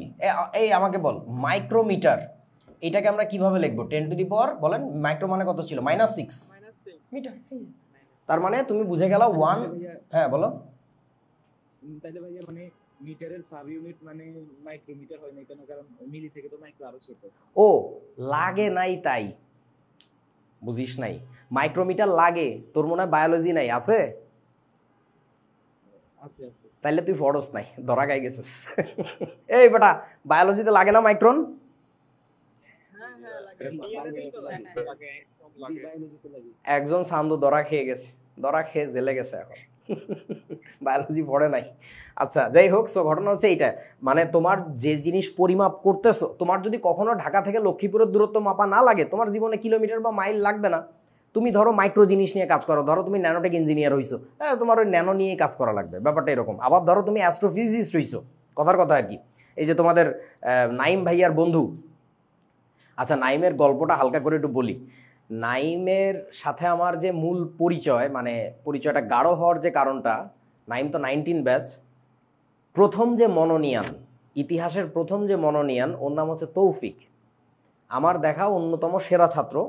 ও হচ্ছে সেই ছোট বয়সেই ক্লাস 10 থাকতেই সম্ভবত অ্যাস্ট্রোফিজিক্স অলিম্পিয়াড এবং ফিজিক্স অলিম্পিয়াডের বেশ ন্যাশনালের টপ লেভেলে যাওয়া পোলা আর কি, আমার তো মনে নাই এখন আর কি। তো ওর বন্ধু হচ্ছে এই যে নাইম। তো তৌফিকের কথা কি জানো বলতেছিলাম, নাইমের কথা। ও ওই তৌফিক তো অ্যাস্ট্রোফিজিক্স অলিম্পিয়াড নিয়ে কাজ করে। ধরো তুমি একজন অ্যাস্ট্রোফিজিসিস্ট হইছো, ঠিক আছে? সো তখন তোমার একটা বিশেষ দ্বারা কথা বলতে কষ্ট হচ্ছে, দৈর্ঘ্যের একক ব্যবহার করা লাগবে। কে পারবেন বলেন? লাইট ইয়ার, আলোকবর্ষ, রাইট। ওকে, সো ঠিক আছে, এই গেল। ভাই এই দেখ, আমি তোর রাস্তা দেখাইতে পারবো, এগুলো মুখস্থ করা লাগবে, টেকনোলজি শিখাই দিলাম। প্রথম দিকে কয় ঘর করে পার্থক্য বলেন? 1 ঘর। একটু উঁচায় উঠলে 3 ঘর করে পার্থক্য, মানে কিলোর পর থেকে সব 3 ঘর, ঠিক আছে? কিলোর উল্টা কি? মিলি। তাহলে মিলির নিচের দিকে গেলে আবার 3 ঘর করে পার্থক্য। টেকনোলজি শিখাই দিলাম, এখন তোমার ভাই নিজের রপ্ত করতে হবে, আর কিছু না। আর এটা পারিস তো, পেটা গিগা আমাকে কিলো একটু deca deci centi milli micro nano pico femto, দেখ আমি কিন্তু পারি, তোরও পারা লাগবে, ঠিক আছে? সো এটা বলে দিলাম, এটা ভাই শিখে ফেলিস। ওকে, এই যে আমাগো আমলে এইটুকু ছিল, ছোট ছিল, এখন তোমাদের আমলে একটু বড় হয়েছে আর কি। ওকে, এটা কি আল্লাহ খোদা বাঁচাও, এই বস্তু না পারিলে কেমিস্ট্রির অঙ্ক জায়গায় জায়গায় ধরা খাবা, জায়গায় জায়গায় ধরা খাবা। এতগুলো রাশি নিয়ে আমাদের কাজ করা লাগবে। এই বস্তু হয়তো বা কে জানি দেখে ফেলছে আগে, আবার একটু দেখো কত দ্রুত করে ফেলি, ঠিক আছে? আচ্ছা দেখেন, আমরা কেমিস্ট্রিতে মেইনলি যত অঙ্ক আছে সব কিছু 3টা পদ্ধতির, 3টা এককের পদ্ধতিতে কাজ করার চেষ্টা করব, হয় এসআই, নাইলে লিটার অ্যাটমসফিয়ার, নাইলে হচ্ছে সিজিএস। এখন এদের 3টার মধ্যে এসআই এবং সিজিএস এই 2টা আন্তর্জাতিকভাবে স্বীকৃত গৃহীত পদ্ধতি। লিটার অ্যাটমসফিয়ারটা কাদের বানানো পদ্ধতি বলো তো? বলো। রসায়নবিদ। ইয়েস। ফিজিক্সের লোক। না, কেমিস্ট্রির বলদ। কেমিস্ট্রি যারা পড়ে এবং পড়ায় এরা সবাই বলদ, আমি 1 নাম্বার বলদ। কেমিস্ট্রির লোকজনদের নিজেদের কাজের সুবিধার জন্য বানায় নেওয়া পদ্ধতি। এই পদ্ধতিতে সব রাশির একক হয় না, বুঝেছো? যেমন ধরো তোমাদের আব্বু আম্মুরা যখন গ্রামের চাচা চাচিরা আসে বা খালা ফুপুরা আসে, তখন দেখবা তাদের সাথে জমি জমার হিসাব করে, কথাবার্তা বলে যে অমুকের জমি তমুকে মারি দিছে, আমাদের জমি এতে নিয়ে গেছে। তখন কিছু অদ্ভুত একক ব্যবহার করে, তোমরা শুনছো নিশ্চয়ই, একর, বিঘা, কাঠা, এগুলোও তো একক, তাই না? এগুলো কিসের একক বলেন? জমি মাপারে এককগুলা কিসের একক? হ্যাঁ বুঝি নাই। ক্ষেত্রফল মাপার একক, রাইট। মানে ওনারা বেসিক্যালি এক রকমের দৈর্ঘ্যপ্রস্থই মাপতেছেন আর কি। এখন তুমি যাই যদি ওনাদের কথার মধ্যে বামাত ঢুকায় দিয়ে বলো, আচ্ছা তোমরা মিটার স্কোয়ার কেন ব্যবহার করো না, দিবে কিল। মিটার স্কোয়ার ওনাদের জন্য সুবিধাজনক না, ওনাদের জন্য যেটা সুবিধাজনক ওনাদের বাপ দাদারা করিয়ে আসছে ওইটা, ওনারা ওইটাই করতেছেন। তো একইভাবে কেমিস্ট্রির জন্য এসআই পদ্ধতি কেন সুবিধাজনক না বলতে পারবা? এনিবডি? অনেক ক্ষেত্রে অনেক বড় বড় মান আসে, আবার ওই অনেক যে ক্ষেত্রে অনেক ছোট মান আসে। এক্স্যাক্টলি, যেমন তুমি আয়তনটা চিন্তা করলে বুঝবা। বলেন আমাকে এসআই পদ্ধতিতে আয়তনের একক কি? Metre cube. Metre cube. তোমরা কি বুঝতেছো 1 মিটার কিউব কত বড়? 1 মিটার যদি এত বড় হয় তাহলে বলেন 1 মিটার স্কোয়ার হইতে গেলে কি এই স্কেলটাকে ওদিকেই লম্বা করে দিব নাকি? তাহলে 1 মিটার স্কোয়ার হবে? না না না, এটাকে একটা বর্গের বাহু থেকে বর্গ বানাতে হবে। আরে সাবাস, কি কনসেপ্ট, সাবাস। এটাকে একটা বর্গের বাহু যদি কল্পনা করো, এত কথা না, সহজ কথায় বোঝো, এইটা যেদিকে আছে তার সাথে সমকোণে ওই দিকে যাবা। তাইলে কি একটা ক্যারাম বোর্ডের মতো জায়গা হয়েছে, দেখতে পাচ্ছ? বিশাল বড় একটা জায়গা। এই জায়গাটা হচ্ছে 1 মিটার স্কোয়ার। তারপরে মিটার কিউব বানাবো কেমনে, তাড়াতাড়ি বলো। সোজা করে দাঁড়া করায় দেন বললো একজন গরুতে। আচ্ছা ঠিক আছে, এটা নিচে গেলে কি হইতো 1 মিটার কিউব নাকি হইতো না বলেন? হইতো। তাইলে ক্যারাম বোর্ড খেলার যে টেবিলটা থাকে গ্রামে গঞ্জে রাস্তাঘাটে এলাকার মোড়ে, ওইটা হচ্ছে বেসিক্যালি 1 মিটার কিউব। কালকে একটা ক্যারাম বোর্ড খেলার টেবিলের নিচে ঢুকে কল্পনা করবা 1 মিটার কিউব কত বড়। এটা পানির ট্যাঙ্কির সাইজ। এত বড় জায়গায় তো কেমিস্ট্রির কোনো কাজ নাই, তারা ছোট ছোট বিকারের মধ্যে কনিক্যাল ফ্লাস্কের মধ্যে কাজ করে। সো এই জন্য তাদের জন্য মিটার কিউব আয়তনটা নিলে খুব ঝামেলা হইতো। That's why they have changed the system, যে মিটার কিউব নিবই না। তাহলে তারা কিসে আসছে বলেন তো? লিটারে চলে আসছে। এই জন্যই আমার পদ্ধতির নাম হয়ে গেছে litre atmosphere. Litre atmosphere. Okay, যাই হোক, আমি এসআই ঘরটাকে পূরণ করি। বলো চাপের একক কি জানো এখানে? প্যাসকেল। একটা কাজ করতে হবে, এক ঘর ভেঙে পেছনে যাইতে হবে। প্যাসকেল তো এক ব্যাটার নাম, এক বিজ্ঞানীর নাম। এটারে ভাঙলে কি হয়? Newton per metre square. তাপমাত্রার একক কি? কেলভিন। সব জায়গাতে কেলভিন। আচ্ছা, মোল সংখ্যার একক হচ্ছে মোল। মোল পার লিটার কিসের একক? ঘনমাত্রা। এখন থেকে আর বলবেন না, বলবেন না এটা, বলবেন মোলারিটির একক। ঘনমাত্রা অনেক পদ্ধতিতে বের করা যায়। মোলারিটি, নর্মালিটি, মোলালিটি, নাম শুনছো? এখন শোনা লাগবে। ফর্মালিটি। সো ঘনমাত্রার একটা স্পেশাল পদ্ধতির নাম হচ্ছে মোলারিটি। ওইটার একক হচ্ছে মোল পার লিটার। নর্মালিটির একক কি, কে পারেন? নর্মাল। নর্মালিটির এককের নামই হচ্ছে নর্মাল, বড় হাতের এন দিয়ে লেখে। আচ্ছা, যারা জানো না এগুলো টেনশনের কোনো কারণ নাই। দেখো ভাই, এই যে বলছিলি এই এককের ক্লাসটা করছস, নাম কি? বিষাদ। ও রিশাদ। আচ্ছা রিশাদ, এটা কবে দেখছিলি, মানে কোন ক্লাসে নিছিলাম আমি? ওটা ওই যে শিখতে আর কি 25 বছর ক্লাস শুরু হওয়ার আগে ফাউন্ডেশন ক্লাসে নিছিল। 25 ব্যাচের ক্লাস শুরু হওয়ার আগে? তার মানে বুঝছস ইন্টারে কেবল উঠছে তাদেরকে নিছি। তার মানে কি, আমি সবাইকে চাচ্ছি একই গ্রাউন্ডে নিয়ে আসতে, যে সবাই মৌলিক জিনিসগুলো জানে।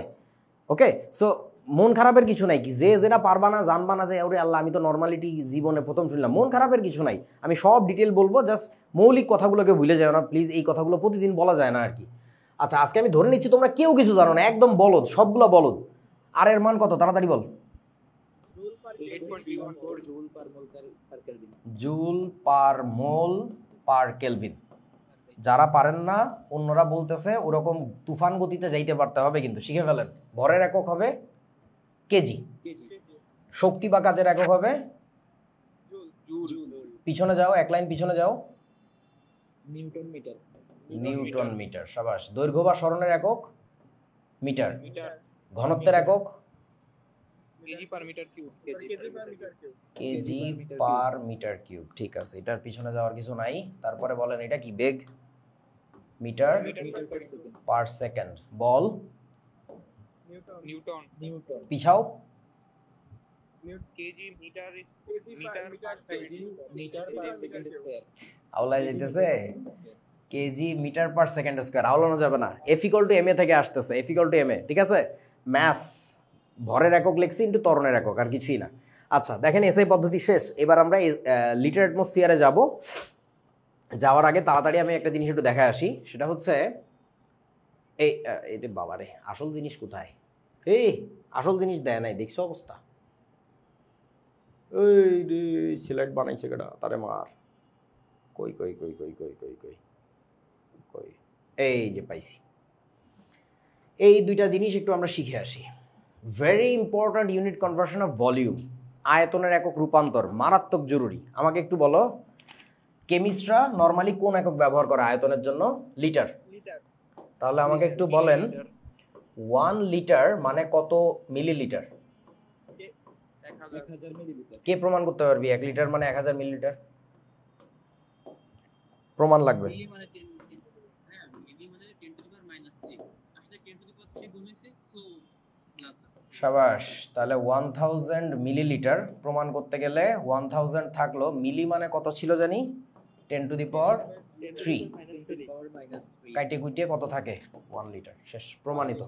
সব কিছু, বিশেষ করে যারা ইঞ্জিনিয়ারিং এর জন্য কোচিং করতেছেন, আমাদের এখানে হোক বা যেখানেই হোক, যারা ফেসবুকে আছো সবার জন্য বলে দিচ্ছি, একটা চেষ্টা রাখবা। সব কিছু পারবা তা না, প্রমাণ কি, প্রমাণ কি, নিজের মনের মধ্যে এই জিনিসটা ঢুকাও। উইদাউট প্রুফ তুমি কিছু বিশ্বাস করতে চাবা না। ইউনিভার্সিটির জন্য এটা জরুরি, তবে ইঞ্জিনিয়ারিংয়ের যারা আছো তাদের জন্য বিশেষ করে বেশি জরুরি। ঠিক আছে, ওকে। তোমরা কি জানো পৃথিবীর সবচেয়ে বেয়াদব ছাত্রের নাম কি? জানো না? Gauss, Friedrich Gauss. পৃথিবীর সবচেয়ে ওস্তাদ মার্কা গণিতবিদ যাকে বলা হয়, কার্ল ফ্রেডরিক গাউস, তাকে বলা হয় আবার সবচেয়ে বেয়াদব ছাত্রের খেতাব দেওয়া হয়। তার কারণ হচ্ছে তাকে যদি কোনো মাস্টার পড়াইতে বসে বলতো 2 দুগুণী 4 পড়, ও বলতো কে, মানে প্রমাণ ছাড়া কিছু বিশ্বাস করবে না। And that's what made him that much famous. বুঝো, বিশ্বাস করতে হবে প্রমাণ সহকারে। আচ্ছা, তাইলে এবার শুনে রাখেন, এইটা মানেই হচ্ছে 1000 সিসি, সেন্টিমিটার কিউব। এইটা মানেই হচ্ছে আমাদের 1000 সিএম কিউব। এইভাবেও লেখে, ওইভাবেও লেখে, একই জিনিস আর কি। প্লিজ এইটা আমাকে প্রমাণ করতে বলিস না। আচ্ছা, এইটা মানেই হচ্ছে 1 বাই কত? 1000 মিটার কিউব। এটা মানেই হচ্ছে 1 ডেসিমিটার কিউব। তার মানে আমরা একটা জিনিস বুঝলাম, যত ডেসিমিটার কিউব তত কি বলো তো? লিটার।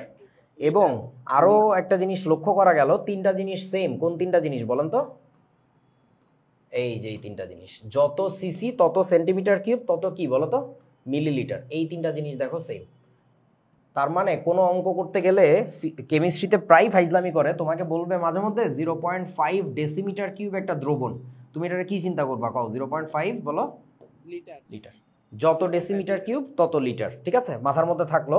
আবার তোমারে বলবে যে 200 সিসি একটা দ্রবণ, তার মানে বুঝে গেছি 200 মিলিলিটারের দ্রবণ। তাহলে কনভার্সন তো ইজি হয়ে গেল, আমাদের জন্য চিন্তা করা সহজ হয়ে গেল। ঠিক আছে, কেমিস্ট্রিতে কিন্তু একক রূপান্তর সবচেয়ে বেশি প্যারা দিবে। আচ্ছা, এবার যাচ্ছি প্রেসার কনভার্সনে। বলেন, কেমিস্ট্রিতে কোন এককটা ব্যবহার করি আমরা প্রেসারের? Atmosphere, ATM. এটিএম কবি তো খাবি মায়ের পরে আর কোনোদিন। এটিএম একটা লুঙ্গির ব্র্যান্ডের নাম, তো নানা ভরে রাস্তা যাইতে বেড়াইতো, আমার কাছে খাইতো মায়ের। আচ্ছা, 1 অ্যাটমসফিয়ার মানে বলেন কত millimetre mercury pressure? 760 millimetre mercury pressure. এই কথার মানে কি? 762 পারদস্তম্ভ 760 মিলিমিটার পর্যন্ত উচ্চতায় উঠতে পারে। সরাসরি পরীক্ষা। এমনি মানুষজন কয়, তাই আমিও কই, এসব আবিজুবি বলবা না। হ্যাঁ এটা কিউবে যদি আছে এই 760 মিলিমিটার পর্যন্ত মার্কারি রাখা হয়, তাহলে ওই মার্কারির নিচে বা সারফেসে যে প্রেসার আমরা ফিল করি ওইটাকে 1 অ্যাটমসফিয়ার বলি আমরা। Yes, that is the system. একটু মনোযোগ দিয়ে বুঝো। ধরো এটা একটা টিউব, তো মার্কার, আসলে একটা টিউব কল্পনা করো, তোমার হাতে রাখা আছে, এভাবে ফিল করো। উপর দিয়ে একজন মার্কারি ডালতেছে বা পানি ডালতেছে, মধু ডালতেছে, শস্যর তেল ডালতেছে, যা ডালুক। যত বেশি তরল ঢালবে, তরলের উচ্চতা যত বাড়বে, তোমার হাতের উপরে প্রেশার কি তত বাড়বে। বেসিক্যালি তোমার হাতের উপরে ফোর্স বাড়ে। তারপরে আমরা ওইটাকে যে ক্ষেত্রফলে আছে সেই ক্ষেত্রফলের পরিমাণ দিয়ে ভাগ করে দিই, তাহলে আমরা কি পেয়ে যাই? একক ক্ষেত্রফলের উপর লম্বভাবে প্রযুক্ত বল। তখন তুমি ওটাকে বলো হচ্ছে প্রেশার। সো ঘটনা হচ্ছে, আমি যদি একটু ছবি এঁকে দেখাই তাহলে ব্যাপারটা এরকম হবে আর কি। ফরসে এটা একটা টিউব তোমার কাছে আছে। ওরে আল্লাহ রে, টিউবের সাইজ দেখো। আচ্ছা, ওই যে এটা একটা টিউব, এই টিউবের মধ্যে আমরা কি ঢালবো বলছি? পারদ। বুঝো, তাহলে উপর থেকে তুমি ঢালতেছো হচ্ছে পারদ। এই যে উপর থেকে পারদ ঢালতেছো, উচ্চতা যত বাড়বে পারদের তত কি বলেন তো প্রেশার কোথায় জমা হবে? নিচে প্রেশার বাড়বে না?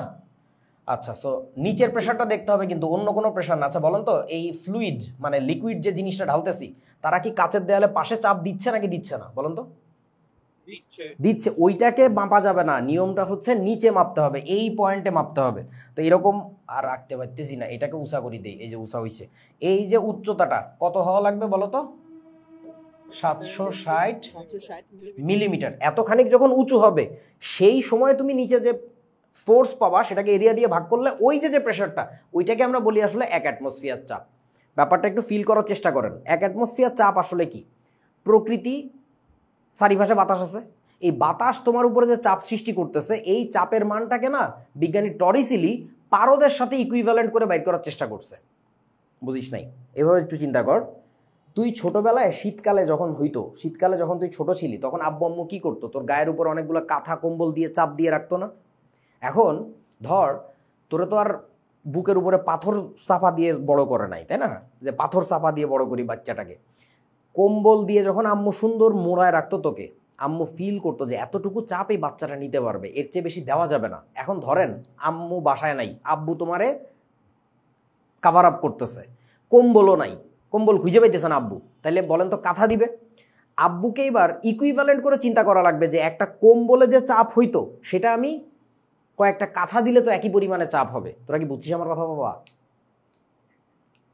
বুঝে না? বুঝতে পারছি। সো বাতাস তোমার মাথার উপরে যে চাপটা ক্রিয়েট করতেছে ওই একই পরিমাণে চাপ বিজ্ঞানী টরিসিলি বানাইছে কি দিয়ে? পারদ দিয়ে। আমাকে একটু বলেন উনি পারদ কেন বেছে নিছিলেন, অন্য কিছু কেন না? Y mercury? ওয়াই নট সরষের তেল? বাংলাদেশে পাওয়া যায় সিপাই সাপাই অলিতে গলিতে, পারদ কেন? পারদ আছে বহু কিছুর ঘনত্ব আছে। মাত্রার পরিবর্তনে পারদের পরিবর্তন হয়।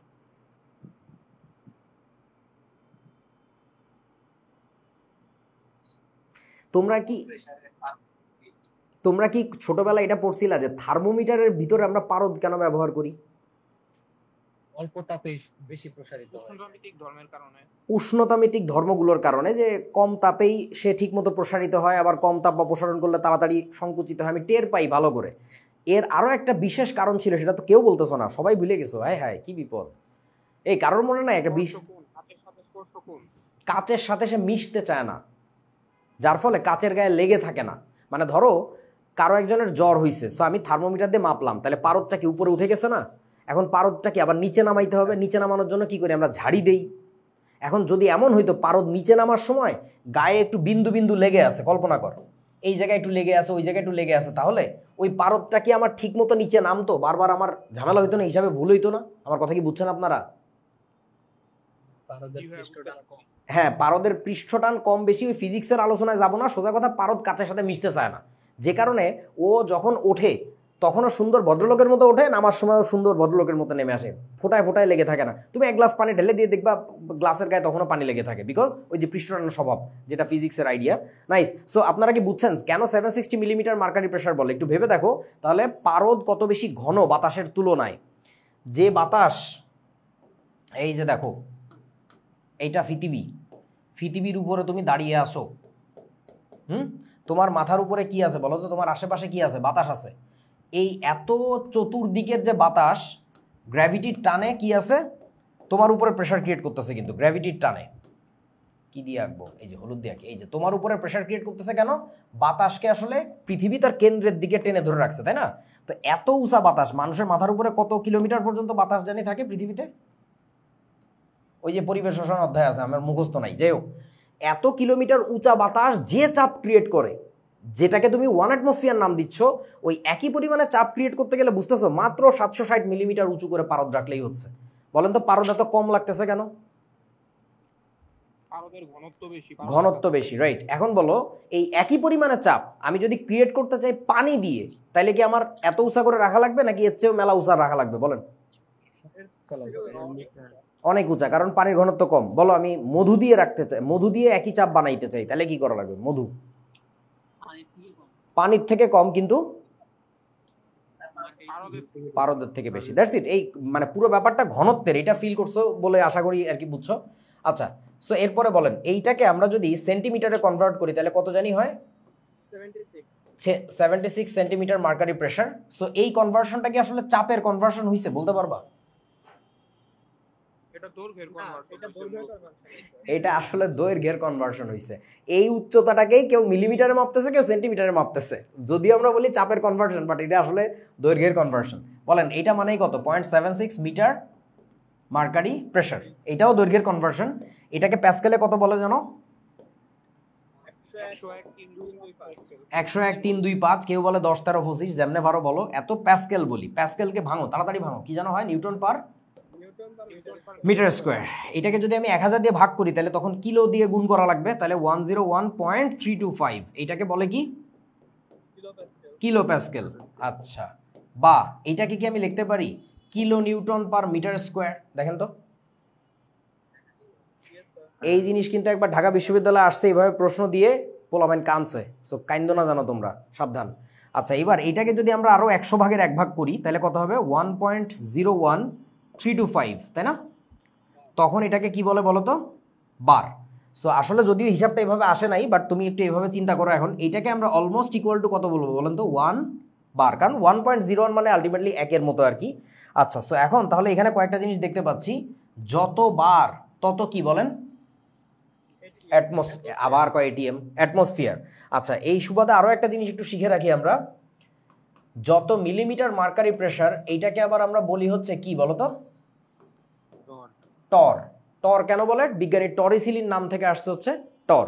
সো এই প্রেসার কনভার্সনগুলো একটু মনে রাখতে হবে। কোনো পরীক্ষায় যদি কখনো তোমার এমন পাও যে ধরো 800 টর প্রেসার, তাহলে বলেন তো আপনি কিভাবে হিসাব করবেন?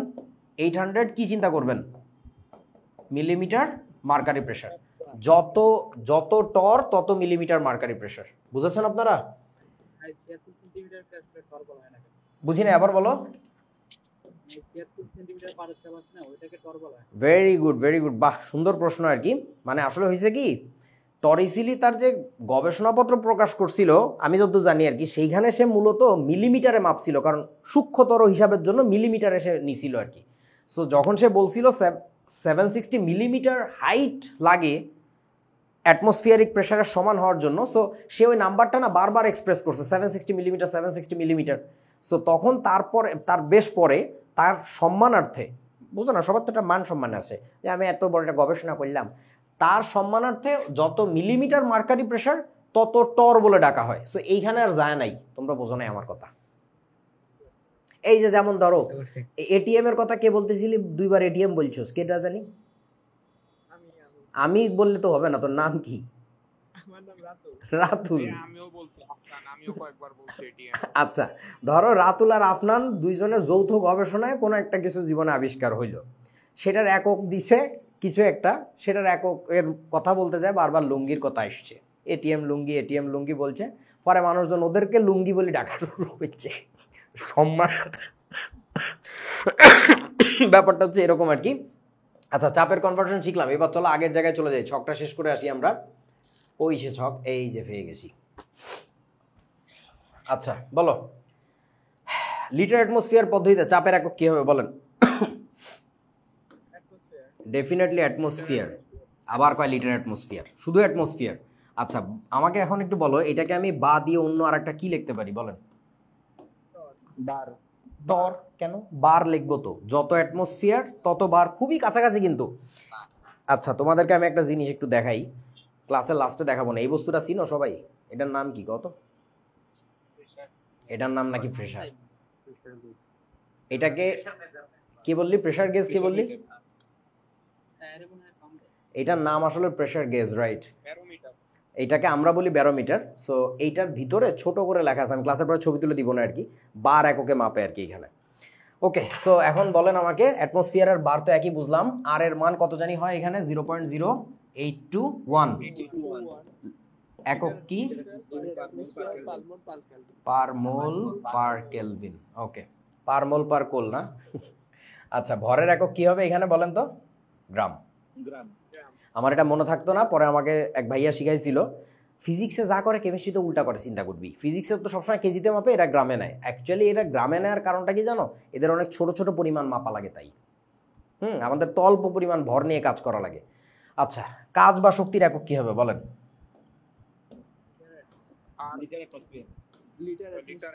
সাবাস। প্রথম কথা হচ্ছে লিটার অ্যাটমসফিয়ার পদ্ধতিতে কাজ বা শক্তির কোনো একক আসলে নাই, কারণ এই কাজ শক্তি জিনিসগুলো পিওরলি ফিজিক্সের রাশি, এই জন্য কেমিস্ট্রিতে নাই।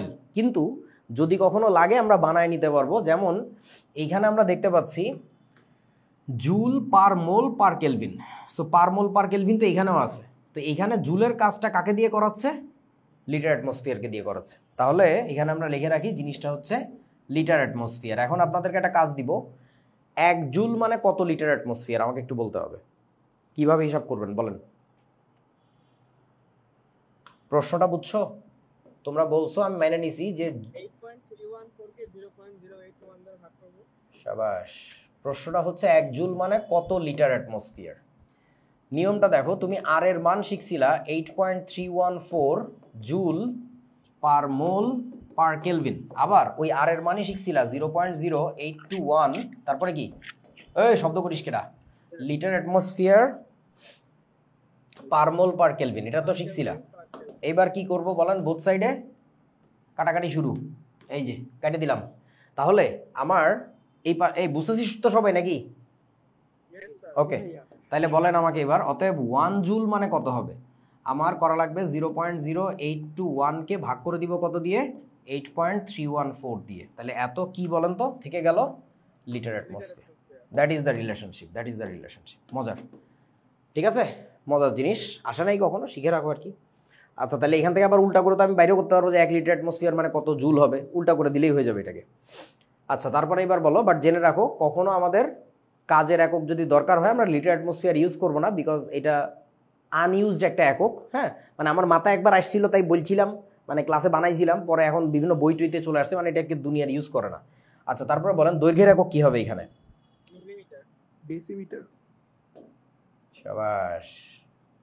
এখানে আসলে দৈর্ঘ্যেরও কোনো একক হবে না, কারণ এগুলা বিশুদ্ধ ফিজিক্সের রাশি, মানে পদার্থবিজ্ঞানে কাজে লাগে, আমাদের লাগবে না। বাট তারপরেও এখানে আমরা বলতে পারি দৈর্ঘ্যের একক হবে হচ্ছে ডেসিমিটার। তার কারণটা কি, যুক্তিটা কি বলেন? 1 litre is equal to 1 decimetre cube. 1 metre. নিয়ম, কারণটা হচ্ছে দেখো, এই যে মিটার দৈর্ঘ্যের একক, এইটাকে কিউব করলে তুমি কি পাও? আয়তনের একক পাও না? অথবা উল্টা করে বলা যায় আয়তনের একককে ঘনমূল করলে দৈর্ঘ্যের একক পাওয়া যায়। তাহলে এবার দেখেন তো এইখানে দৈর্ঘ্যের একক কি ছিল? ও সরি, আমি তো এখানে ঠিক মতো লিখি নাই। লিটারকে আবার বা দিয়ে কি লেখা যাইতো বলেন? হ্যাঁ, ডেসিমিটার কিউব। তাহলে আমরা এখানে এমন একটা কিছু হবে যাকে কিউব করলে আমরা এইটাকে পাই, যে ডেসিমিটার কিউবটাকে পাই। সো ডেফিনেটলি দৈর্ঘ্যের একক ডেসিমিটার হওয়ার কথা। আচ্ছা, বা এটাকে আবার আর একটা জিনিসও লেখা যায়, বলো তো কি? লিটারের ঘনমূল। লিটার টু দি পাওয়ার 1/3, এটাও লেখা যায়। আমার পাগলামি, এগুলা ইউজ করা যাবে না, কিন্তু এমনি বলতেছি আর কি, গাণিতিক হিসাব নিকাশ বোঝাচ্ছি। আচ্ছা, এরপরে বলো ঘনত্বের একক কি হবে এখানে? তাহলে ঘনত্বের একক গ্রাম পার ডেসিমিটার কিউব। গ্রাম পার লিটার। গ্রাম পার লিটার, অথবা বলা যায় গ্রাম পার ডেসিমিটার কিউব। ঠিক আছে, তারপরে বলেন বেগের একক কি হবে এখানে? Decimetre cube per second. প্রথম কথা, বেগের কোনো একক হবে না লিটার অ্যাটমসফিয়ার পদ্ধতিতে, বাট যদি তুমি নিতান্তই চাপাচাপি করো তাহলে ব্যাপারটা এরকম। দৈর্ঘ্যের একক কি ছিল? ডেসিমিটার। কি রং দিয়ে লিখলাম? ডেসিমিটার। তারপরে কি বলেন? Decimetre per second. হ্যাঁ, এটা হবে হচ্ছে ডেসিমিটার পার সেকেন্ড। ঘনত্ব আমরা গ্রাম পার সিসি ইউজ করি না। নো, গ্রাম পার সিসিতে তোমাকে অঙ্কে দিয়ে দেয়, তুমি কনভার্ট করে নাও। মানে বেসিক্যালি লিটার অ্যাটমসফিয়ার পদ্ধতিতে ঘনত্বের একক কিন্তু আসলেই গ্রাম পার লিটার, বাট অঙ্কে তোমার ইচ্ছা মতো উল্টাপাল্টা ডেটা দেয়, তুমি ওটা কনভার্ট করে নিবা আর কি। বুঝেছো আমার কথা? ওকে, বলো এবার বলের একক কি হবে তাহলে এখানে? বলের একক gram decimetre cube per decimetre per second. Sorry, কথা হচ্ছে অ্যাটমসফিয়ার ইনটু ডেসিমিটার। আমাদের বলেরও কোনো ভালো একক পাবো না আমরা এখানে, বাট এই জন্য বানাইতে হবে নিজেদের। বাট হাস্যকর একক হবে আর কি, ওগুলো ইউজ করা যাবে না। বুঝে বলো, প্রথমে ভরের একক লিখতে হবে, তাহলে কি লিখবো? গ্রাম। তারপরে কি? দৈর্ঘ্যের একক ডেসিমিটার, সেকেন্ড টু দি পাওয়ার -2। হাস্যকর জিনিসপত্র, এই জীবনে কেউ ইউজ করবে? তো এই বাক্সের মধ্যে যে এককগুলো আছে, এগুলো, এই রাশিগুলো যদি কখনো কাজে লাগে, আমরা লিনিয়ার অ্যাটমসফিয়ারে থাকবো না, আমরা চলে যাবো কোথায় বলুন তো? হয় এসআই, নাইলে সিজিএস। এসআইটা বেটার, এসআইতে গেলে সহজ হবে আর কি। ওকে, এবার আসেন আপনাদেরকে সিজিএস পদ্ধতিতে নিয়ে যাই। সিজিএস এর ফুল ফর্ম কি? কার কার মনে আছে সিজিএস এর ফুল ফর্ম? সেন্টিমিটার গ্রাম সেকেন্ড। রাইট। আচ্ছা বলো, এইটাতে চাপের একক কি? ডাইন বা সেন্টিমিটার ইনভার্স। 9 পার সেন্টিমিটার ডাইন সেন্টিমিটার ইনভার্স কি? 9 পার সেন্টিমিটার স্কয়ার।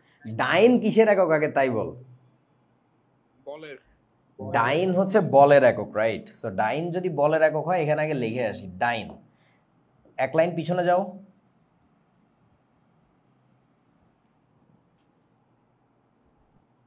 গ্রাম সেন্টিমিটার এইখানে তাকাও, সেকেন্ড ইনভার্স মানে গ্রাম সেন্টিমিটার পার গ্রাম সেকেন্ড সেন্টিমিটার ইনটু 2। কিভাবে যাইতে হবে পেছনে, এই যে দেখেন এফ ইকুয়াল টু এম এ, ভরের একক কি গ্রাম, অ্যাক্সিলারেশনের একক কি, ওইখানে ছিল মিটার পার সেকেন্ড স্কোয়ার, তাহলে এখানে কি হবে centimetre per second square. Centimetre পার এই যে জিনিসটা পুরোটাকে একবারে সংক্ষেপে বলা হচ্ছে ডাইন। এই জিনিস মাথার মধ্যে ঢুকাইতে হবে। তোমরা কি নিজেরা খেয়াল করছো, তোমরা যখন ফিজিক্সের এসআই পদ্ধতিতে এক লাইন পিছনে যাইতে বলছিলাম, সময় লাগে নাই, ধুম ধাক্কা গুলির বেগে মারছো। এবার অনেক সময় লাগাইছিল কেন? প্র্যাকটিস নাই, প্র্যাকটিস নাই, নট দ্যাট যে বুঝো না, প্র্যাকটিস নাই। সো প্র্যাকটিস বাড়াইতে হবে আর কি। আচ্ছা এবার আসেন, ওইটা তো বলের একক ডাইন, তাহলে চাপের একক কি হবে? চাপ মানে কি? বল ভাগ হচ্ছে ক্ষেত্রফল, তাহলে বলের একক লিখি ডাইন, তারপরে কি পার সেন্টিমিটার স্কোয়ার। 9 সেন্টিমিটার ইনভার্স হ্যাঁ, ডাইন পার সেন্টিমিটার স্কোয়ার। এইটাকে সংক্ষেপে বলে হচ্ছে ব্যারি, বড় হাতের বি ছোট হাতের এ, ব্যারি। বড় হাতের বি না ছোট হাতের বি আমি ভুলেও গেছি, আচ্ছা পরে দেখা মনে আছে এখানে লেখা। ওকে, ব্যারি বলে, মানে প্রচলিত না, আমাদের দেশে কেউ ইউজ করে না, বাট জাস্ট জেনে রাখো আর কি। আয়তনের একক কি হবে এখানে বলেন? সেন্টিমিটার কিউব, অথবা এটাকে আবার কি বলা যায়, বা সিসি বা মিলিলিটার। জায়গা নাই, ঠিকমতো লিখলাম না। আর এর মান এখানে কত হবে?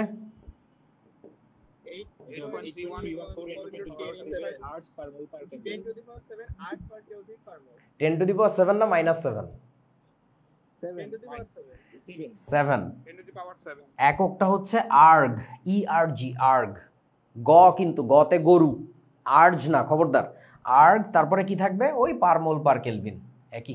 পার কেলভিন। হ্যাঁ, তাহলে বলেন ভরের একক কি এই সিস্টেমে? গ্রাম। শক্তির একক কি? আর 9 সেন্টিমিটার। এটার একক আসলে আর্গ, বা দিয়ে এবার পেছনে যাইতে বললে তখন হচ্ছে ডাইন সেন্টিমিটার। সাবাস, আগে হিসাব করে বলাইছে, অত জানে এক লাইন পিছনে যাওয়া লাগবে। আচ্ছা, দৈর্ঘ্যের একক কি বলেন? সেন্টিমিটার। সেন্টিমিটারকে কিউব করলে, সেন্টিমিটারকে কিউব করলে আমরা এটা পাচ্ছি, সেন্টিমিটার কিউব। ঘনত্বের একক কি হবে? গ্রাম পার গ্রাম সেন্টিমিটার। গ্রাম পার সিসি বা গ্রাম পার সেন্টিমিটার কিউব। বেগের একক হবে হচ্ছে সেন্টিমিটার পার সেকেন্ড। ওকে, সব শিখে ফেলছি আমরা। আমার হাতের লেখা ভালো না, এখানে সব ফ্যারেশ করে লিখে দেওয়া আছে। যে ফাঁকা বাক্সগুলো আছে এই সব জায়গায় কি বুঝাইছি বুঝছো?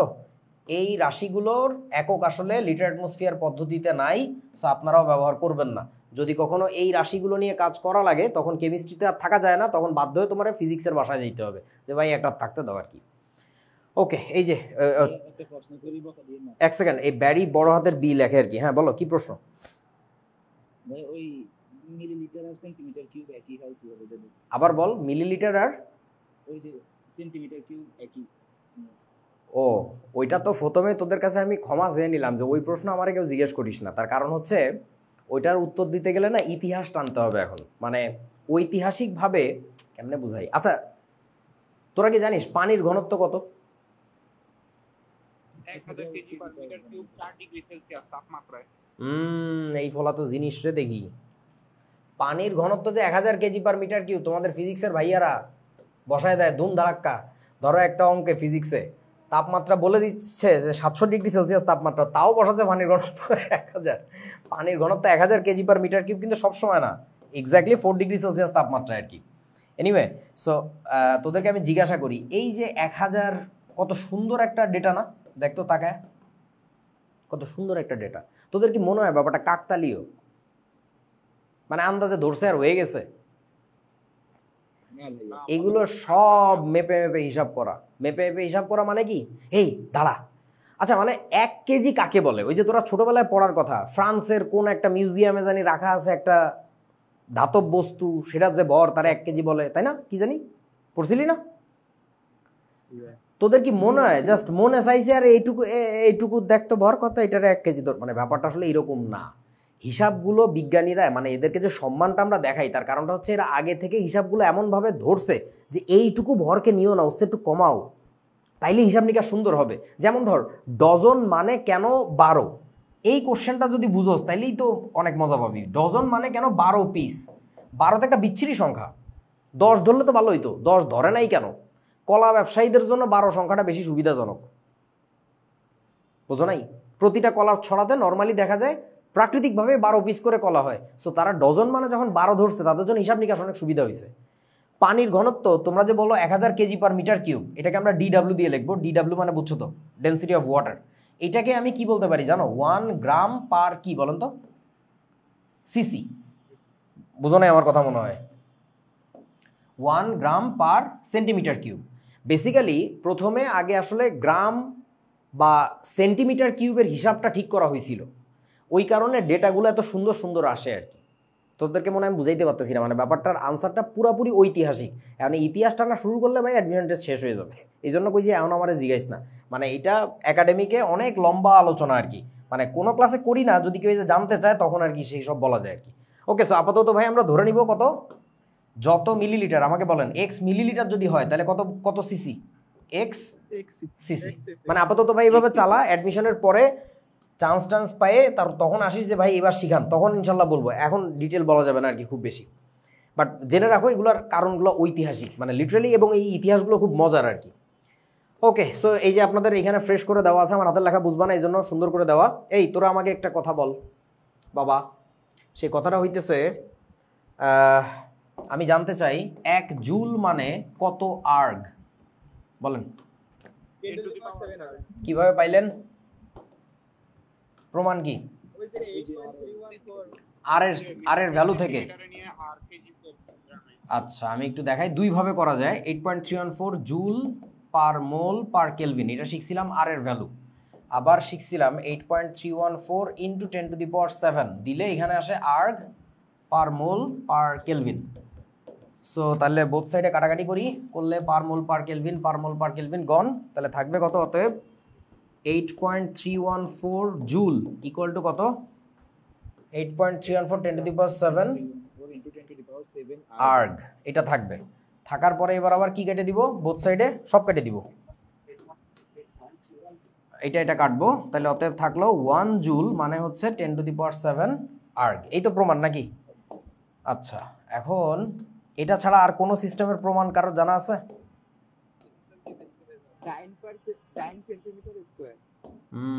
ওইখান থেকে আসবো আমরা, রাইট। একটু দাঁড়াও, একটু ছোট করি নেই। সেই প্রমাণের টেকনোলজিটা হইতেছে, আমরা কি আর্গ বাইর করতে যাচ্ছি, তাই না? আর্গ বাইর করতে যাচ্ছি। সো এটা জুল থেকে আসি, যদি 1 জুল, এটার মানে জুল মানে তো কাজ, ডাব্লিউ ইকুয়াল টু কত? এফএস না? তাহলে ফোর্সের একক 1 নিউটন থাকবে, সাথে থাকবে কি 1 মিটার সেকেন্ড, ঠিক আছে তো? ওকে, এবার ভাবো 1 নিউটনকে কিভাবে লেখা যায়? নিউটন এফ ইকুয়াল টু আবার কি এম এ না, ধরো আমি কিছু জানি না, তুমি তো এটা তাও জানো, আমি এটাও জানি না। F equal to M A, তার মানে কি লেখা যায়? 1 KG into 1 metre per second square, ঠিক আছে তো? ইন্টু আবার হচ্ছে 1 মিটার। আচ্ছা বলেন এবার এই কিলোগ্রাম থেকে গ্রামে চলে যাই, তাহলে কত আসবে? 10⁻3 গ্রাম। 1 মিটার থেকে সেন্টিমিটারে চলে যাও, তাহলে কত আসবে? 10⁻2 সেন্টিমিটার। সেকেন্ড টু দি পাওয়ার -2 থাকলো, আবার এইটা একটা মিটার, তাহলে এইটারে কি করবো? 10⁻2 সেন্টিমিটার। তাহলে কত হয়ে গেল? 10⁻, টোটালি 7। হ্যাঁ, এই 2 এর সাথে আবার এই -2 কেটে দিস না প্লিজ, আল্লাহর কসম।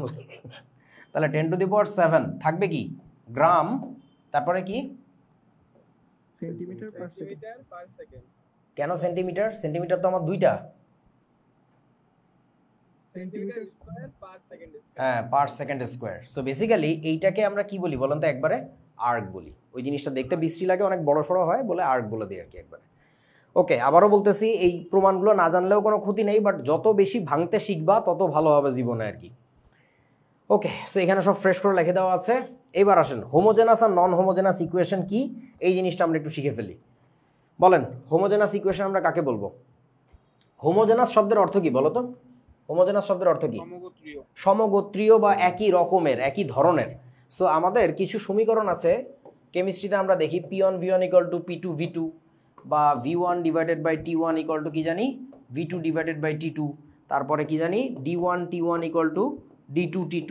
এই সবগুলো সমীকরণকে আমরা বলবো হচ্ছে হোমোজেনাস। তার কারণটা হচ্ছে এই সমীকরণগুলোর প্রতিটা রাশিতে, মানে প্রতিটা পদে রাশিগুলো একইভাবে থাকে। প্রেশার ভলিউম, ভলিউম টেম্পারেচার একই রকম কাহিনী। আচ্ছা, কিন্তু এই পাশে কিছু ইকুয়েশন বলেন তো নন হোমোজেনাস, দুই পাশে দুই রকম। এক্সাম্পল কি?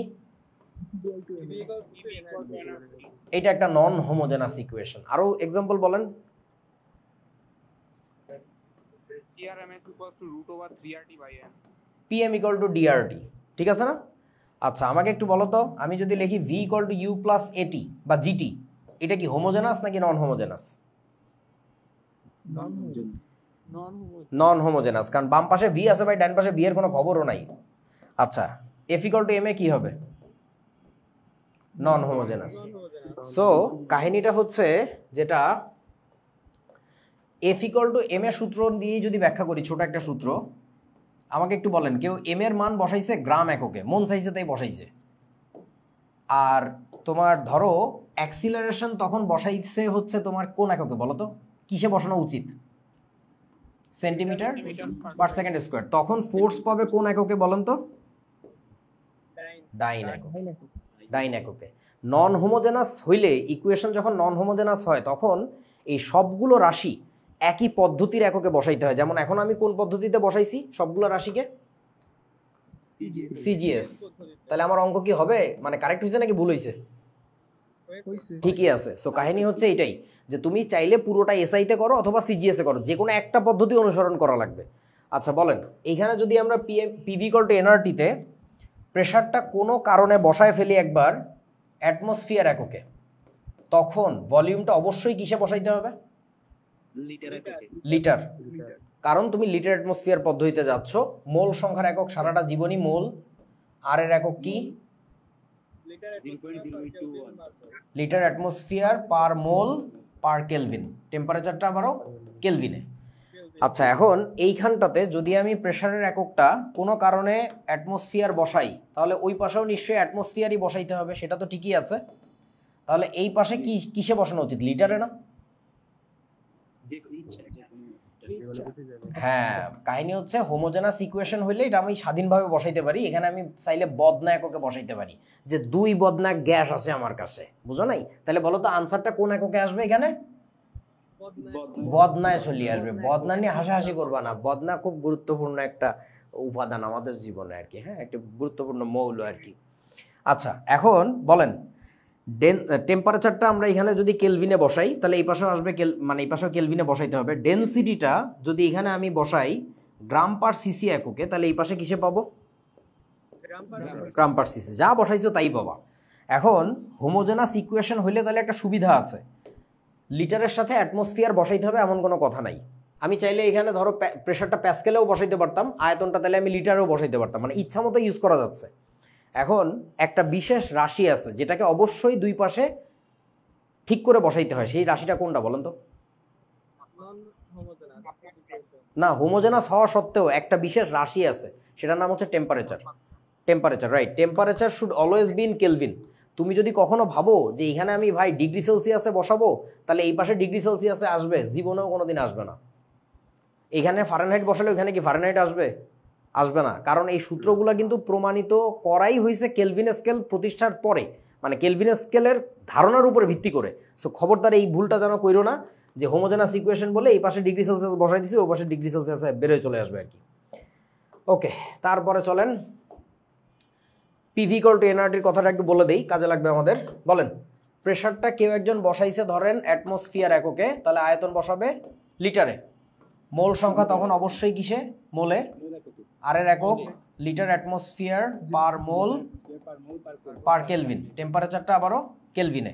এটা বসাইলে কি হয় দেখো, বোথ সাইডে কাটাকাটি যে সব ঠান্ডা হয়ে যায়। কেলভিনের সাথে পার কেলভিন কাটে, তারপরে আর কি কাটে? এই পাশের অ্যাটমসফিয়ারের সাথে এই পাশের অ্যাটমসফিয়ার, লিটারের সাথে লিটার কাটে, মোলের সাথে পার মোল কাটে। তার মানে বামেও কোনো একক নেই, ডানেও কোনো একক নেই, অর্থাৎ সব ঠিকঠাক মতো ছিল। এবার আমরা যাচ্ছি হলো এসআই পদ্ধতিতে। বলেন, প্রেশারটা কোন এককে বসাবো এখন? প্যাসকেলে। প্যাসকেল। এইটার একক মিটার কিউব, এইটা হবে মোল, এটার একক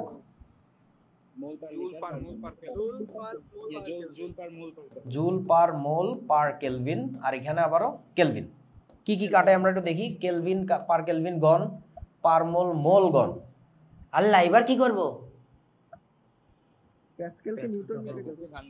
প্যাসকেলকে ভাঙবো। প্যাসকেলকে ভাঙলে হবে নিউটন পার মিটার স্কোয়ার, সাথে গুণাকারে ছিল মিটার টু দি পাওয়ার 3, আর ওই পাশে কি ছিল, শুধুমাত্র জুল একা একা।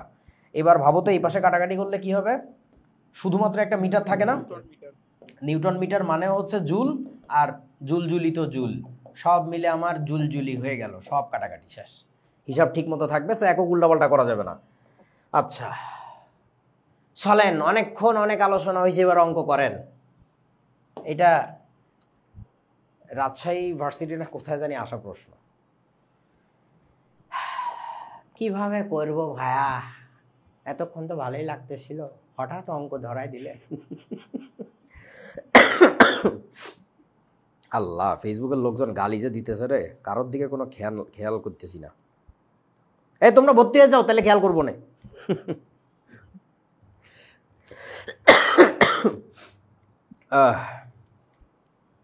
বলো বলো কি করা লাগবে?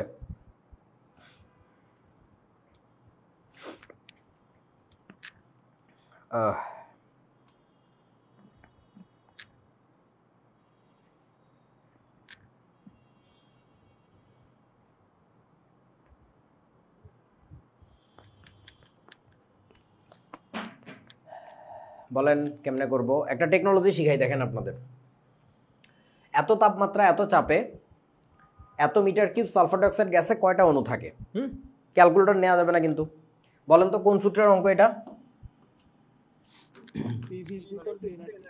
এইটা তো সবাই বুঝতে পারছো, পিভি ইকুয়াল টু এনআরটি। মাশাআল্লাহ। এবার বলো প্রেসারটা কিসে দিছে ওরা? Kilo pascal. দেখে বোঝা যাচ্ছে? Kilo pascal. Kilo newton per metre square মানে কিন্তু কিলো প্যাসকেল। সবাই বুঝছিস তো নাকি? ওকে, সো এখন কিলো প্যাসকেল দেখে তো কি বিপদ, তাহলে কোথায় যাওয়া উচিত? আমাদের প্যাসকেলে নিয়ে যাওয়া উচিত, এসআই পদ্ধতিতে করা উচিত। এখন আবার ঝামেলা করছে যেটা, এইখানে আবার দিছে এত ডেসিমিটার কিউব, মানে এইটা কিন্তু দিছে আবার কিসে বলেন তো? লিটারে। তাইলে এখন কি মনে হচ্ছে কোন পদ্ধতিতে অঙ্ক করলে সুবিধা হবে, এসআই নাকি litre atmosphere? What do you think? আচ্ছা, এই কনসেপ্টটাই লাগবে, আমি এটাই তোমাদেরকে শিখাইতে যাচ্ছি। একটা মজার ব্যাপার দেখো, ধরো আমি পুরো অঙ্কটা এসআইতে যদি করি তাহলে একটা ম্যাজিক হবে আর কি। কি ম্যাজিক দেখেন, এইটা 98.66 ইন্টু 10 টু দি পাওয়ার কত 3, সেটার সাথে আরও 10 টু দি পাওয়ার 3 যদি গুণ করি তাহলে 10 টু দি পাওয়ার কত হয়ে যাবে? 6, ঠিক না? ওটা না করি, আমি এইভাবে করি আর কি, 10 টু দি পাওয়ার 3 ইন্টু আবারও করে দিলাম 10 টু দি পাওয়ার 3। তাহলে এবার বলেন তো কোন এককে চলে আসলো? এটা প্যাসকেলে হয়ে গেল না? সবাই বুঝছো তো? আচ্ছা, তার মানে আমি এসআইতে করার সিদ্ধান্ত নিয়েছি আর কি। ইন্টু এবার আমরা কি করব? ভলিউম গুণ করব। বলো ভলিউমটা কোন এককে দেওয়া আছে?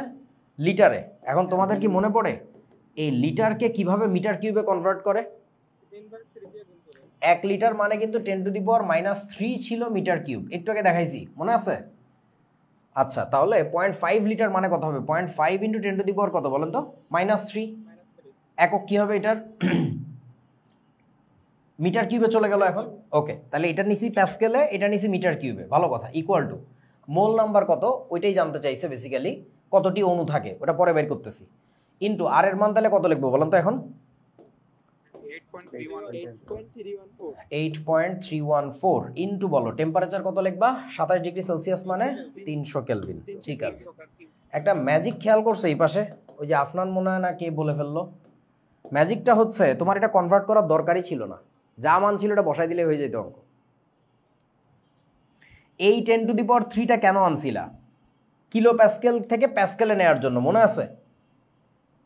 এই 10 টু দি পাওয়ার -3টা কেন আনছিলা? লিটার থেকে মিটার কিউবে যাওয়ার জন্য। সো এই দুইটা দেখেন তো কাটাকাটি যাচ্ছে না? তার মানে আলটিমেটলি তোমার কিন্তু চাপের মান ওরা যা দিয়ে দিছিল পরীক্ষায়, আর আয়তনের মান যা দিয়ে দিছিল, সিম্পলি আমি কিন্তু এই দুইটা গুণ করে দিলেই হয়ে যাইতে। দেখেন চাপের মান ওরা যা দিছে আমি ঠিক ওইটাই বসাইছি, আয়তনের মানও ওরা যা দিছে ওইটাই বসাইছি। শুধুমাত্র একটা জিনিস খেয়াল রাখতে হয়েছে, পুরো সিস্টেমটা চলে গেছে কিসে বলেন তো? এসআইতে। তোমরা মনে হয় বোঝো না আমি কি বলছি? জি ভাই, বুঝতে পারছি। খুবই চালাকি, ভয়াবহ চালাকি, যে আমার কিলো প্যাসকেল থেকে জাস্ট প্যাসকেলে আসার দরকারও নাই, এইটাকে লিটারে দিছেন তাতেও আমি অঙ্ক করতে পারবো, জাস্ট পুরো সিস্টেমটা চলে যাবে হচ্ছে এসআইতে।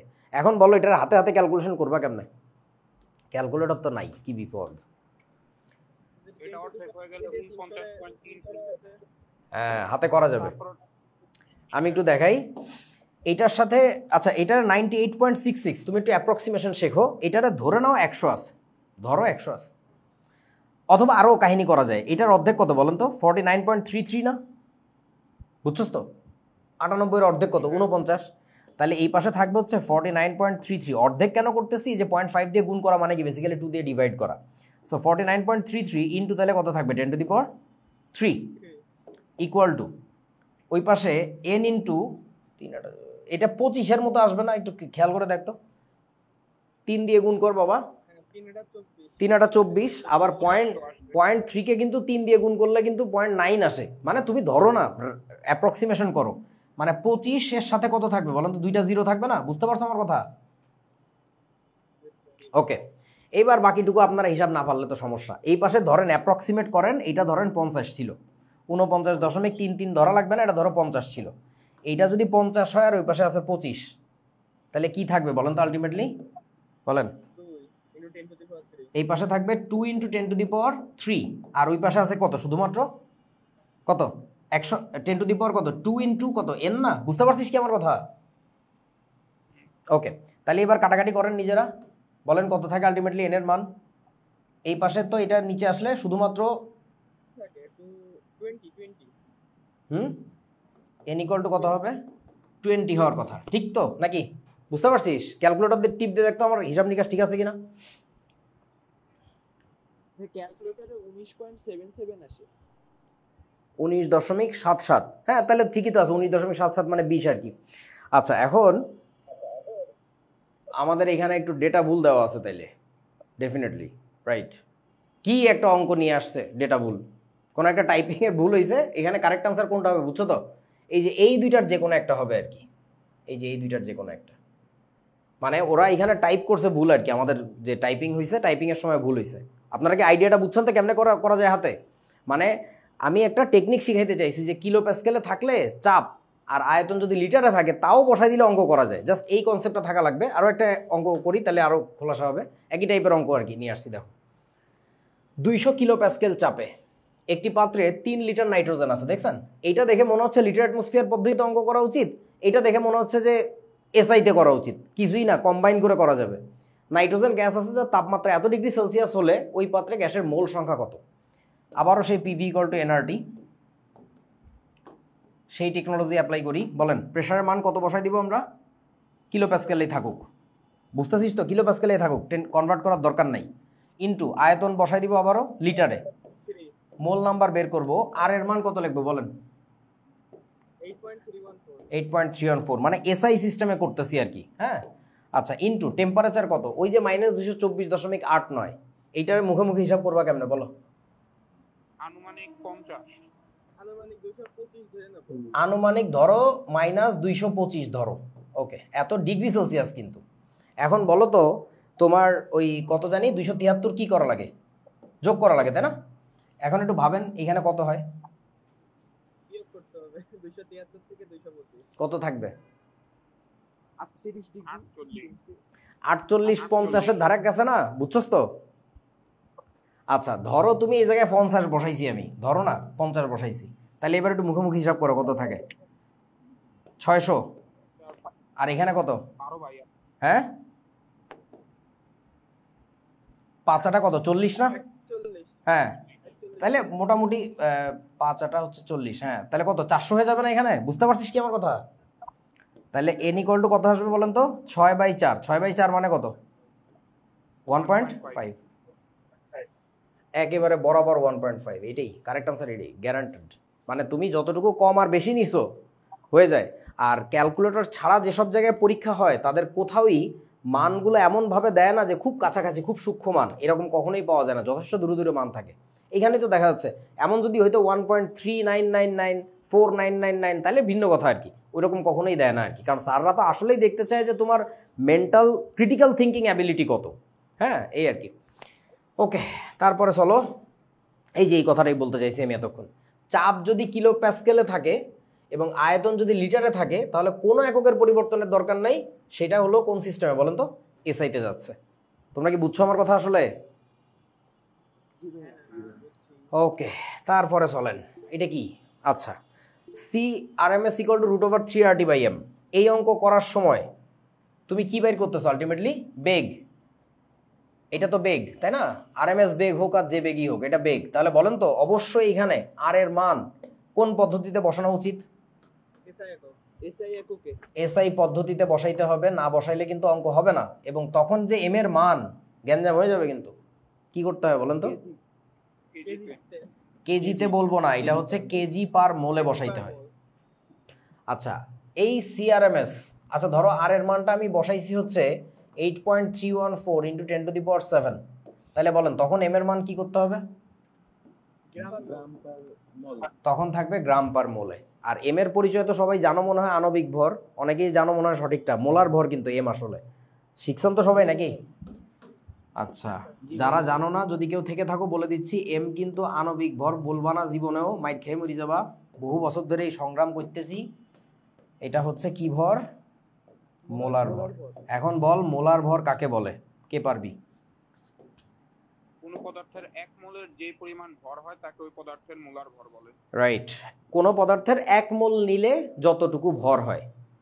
যেমন ধরো আমি যদি বলি যে এই রিমোটটা আছে, রিমোটের কি মোলার ভর হয় নাকি হয় না বলেন? হবে। হবে। তুমি একটা রিমোটের ভর নিছো, দুইটা রিমোটের ভর নিবা, তিনটা চারটা পাঁচটা করে 6.022 10⁻23টি যদি রিমোট নাও, তখন যে ভর হবে তাকে বলবো রিমোটের মোলার ভর। That's it. আচ্ছা, রিমোটের কি কোনো আণবিক ভর হবে? এটার কোনো আণবিক ভর হবে? না, এটা কোনো অণু না। এইটার কোনো একক অণু নাই। এইটার বাটনের, এই কমলা বাটনে এক ধরনের অণু, সাদা বাটনে আর এক ধরনের অণু, ডিসপ্লেতে আর এক ধরনের অণু, ভিতরে ব্যাটারিতে আর এক ধরনের অণু, মানে বিভিন্ন জায়গায় বিভিন্ন জিনিসের অণু আছে। সো এইটার আসলে কোনো আণবিক ভর হবে না, বাট মোলার ভর হবে আর কি। আচ্ছা, যারা এই মোলার ভর আণবিক ভরের কনসেপ্ট ক্লিয়ার না, টেনশন করো না, ক্লাসে হবে আর কি। এইখানে বলেন তো এবার আরএমএস এর মানটা কোন এককে আসবে? Centimetre per second. Per second. Inverse শব্দটাকে আমরা অ্যাভয়েড করব, বলবো সেন্টিমিটার পার সেকেন্ড। এটাতে তুমি ভালো ফিল করতে পারবা, অনুভব করতে পারবা যে পার সেকেন্ডে সে এত মিটার করে আগাচ্ছে বা সেন্টিমিটার করে। আচ্ছা, তারপরে বলেন ই কে ইকুয়াল টু 3/2 এনআরটি। এই সমীকরণে ই কে মানে কি? গতিশক্তি বুঝায় না? জি ভাই, এটা গতিশক্তি। গতিশক্তি হোক আর বিভব শক্তি হোক, শক্তি তো কেমিস্ট্রিতে কাজে লাগাচ্ছি, তাহলে আর এর মান অবশ্যই কি করতে হবে আমাদের? 8.314। সো এই যে জায়গাগুলো কোথায় যে কত ইউজ করবা সেটা কিন্তু মুখস্থ করার কিছু নাই, নিজে থেকে বোঝা যাচ্ছে। ওই যে আমি বাক্সের মধ্যে কেটে কেটে দিছিলাম, ওই রাশিগুলোর আলোচনা হইলেই আমি সোজা চলে যাবো এসআইতে, আমি থাকবোই না লিটার অ্যাটমসফিয়ারের কাছে। আচ্ছা, এই সমীকরণটাকে কি বলে বলেন? নাম কি? নান্সের সমীকরণ, আরহেনিয়াসের আরহেনিয়াস সমীকরণ। এটা আরহেনিয়াস সক্রিয়ণ শক্তি সমীকরণ আবার কোন গরু শিখাইছে? এটা হচ্ছে আরহেনিয়াস সমীকরণ। এটার জন্য তারে কত বড় নোবেল প্রাইজ দিল। আচ্ছা, আরহেনিয়াস সমীকরণের মতো দেখতে আর একটা সমীকরণ আপনাদেরকে শেখানো হয়, আপনাদের বইতে আছে, বলেন। এইটাই সেই আরহেনিয়াস, রাইট? হ্যাঁ, বলো আরহেনিয়াস সমীকরণের মতো আর একটা সমীকরণ আছে বইতে, সেটা কি? তেজস্ক্রিয়তার সমীকরণ। গরু। হ্যাঁ, দুইটা সমীকরণই এক্সপোনেনশিয়াল ফিগার দেখায়, বাট কেমিস্ট্রিতে আছে একটা বিশেষ সমীকরণ যেটাও আরহেনিয়াস। হ্যাঁ, ভ্যান টফ সমীকরণ, রাইট। আচ্ছা, আসতেছি আরহেনিয়াস সমীকরণের মধ্যে আমাকে একটু বলেন তো, এইখানে যে আর আছে K equal to A E to the power minus E A by R T, এখানে ই এর এই আর এর মানটা কোন এককে ব্যবহার করতে হবে? এসআই। কেন এসআই? কেন এসআই? কারণ এটা দিয়ে সক্রিয়ণ শক্তি বের করব। হ্যাঁ, সক্রিয়ণ শক্তি বের করব বলে না, মানে এখানে বেসিক্যালি এক্সপোনেনশিয়ালের পাওয়ারে যেটা থাকে ওটা তো কোনো একক থাকা যাবে না। একটু বোঝো, সেটা হচ্ছে যে ই টু দি পাওয়ার তুমি কি বসাচ্ছ? মাইনাস ইএ। ইএ মানে কি? অ্যাক্টিভেশন এনার্জি না, বাংলায় কি বলে? সক্রিয়ণ শক্তি। শক্তি মানে আপনি উপরে কি একক বসাচ্ছেন বলেন তো, বলো। উপরে জুল বসাচ্ছি। এ গরুর দল। সক্রিয়ণ শক্তির একক কি? জুল। এটার একক হচ্ছে জুল পার মোল। প্রতি মোল অণুকে অ্যাক্টিভেট করার জন্য যে এনার্জি দেওয়া লাগে, আমার কথা কি বোঝাছো বন্ধুরা? ওটার একক হচ্ছে জুল পার মোল। এখন তাহলে ইএ বাই আর টি, আর এর একক কি? আপনি যদি বসান joule per mole per kelvin, সাথে আবার গুণ করছিলা কি দিয়ে? টেম্পারেচার দিয়ে, মানে কেলভিন দিয়ে। এইবার দেখো তো হিসাব নিকাশ মিলছে কিনা সব ঠিকঠাক। এইবার দেখবা হিসাব মিলবে কেমনে? এই কেলভিন পার কেলভিন গন, আর এই পুরা জুল পার মোলের সাথে পুরা জুল পার মোল গন। ঠিক আছে, তখনই থাকে ই এর পাওয়ারটা ডাইমেনশনলেস, তা নাহলে কিন্তু হয় না। ওকে, সো এটা বুঝলাম। তারপরে চলেন আরও কি কি সমীকরণ। ও আমাকে একটু ভ্যান হফ ইকুয়েশনটা বলো তো, কে পারবা? লন 1/t ইকুয়ালস টু, তারপর ভুলে গেছি। আচ্ছা ঠিক আছে, লন 1/t ln দিয়ে শিখছো না? আর কেউ পারবা না শিওর? এইটারে তুমি লগ নাও, এটার বোথ সাইডে লগ নাও। লগ নিলে কি আসবে? লগ কে আসবে না? লগ বলতে ln নেই আর কি। আচ্ছা ঠিক আছে, ln কে ইকুয়াল টু কি থাকে? ln a into E to the power minus E A by R T, তাই তো? এরপরে একটা কাজ করো, লন ব্রেক করে দাও, তাহলে ln কে ইকুয়াল টু কি আসবে? ln a প্লাস বলেন ln E to the power minus E A by R T হইল। এরপরের লাইনে একটা কাজ করো, ln কে ইকুয়াল টু কি থাকে? ln a, এই পাওয়ারটা সামনে চলে আসবে না? মনে আছে তো লগের সূত্র, পাওয়ার যখন সামনে আসবে তখন এখানে একটা কী হয়ে যাবে? মাইনাস। ঠিক আছে তো, মাইনাস কি থাকবে? ই এ বাই হচ্ছে আর টি। মনে করে বলেন তো এখানে পড়ে থাকে কি? ln ই। ln ই এর মান কত? এইটুকুর মান কিন্তু 1, সো এটা আমি আর লিখতেছি না। আচ্ছা, এই যে চেহারাটা দেখতে পাচ্ছ না, এইটা থেকে মনে রাখবা আর কি। এইটা থেকে তুমি ভ্যান হফ ইকুয়েশন মনে রাখতে পারবা, মানে এইটার মতো একেবারে হুবহু সিমিলার। সেই ফর্মটা হচ্ছে কীরকম?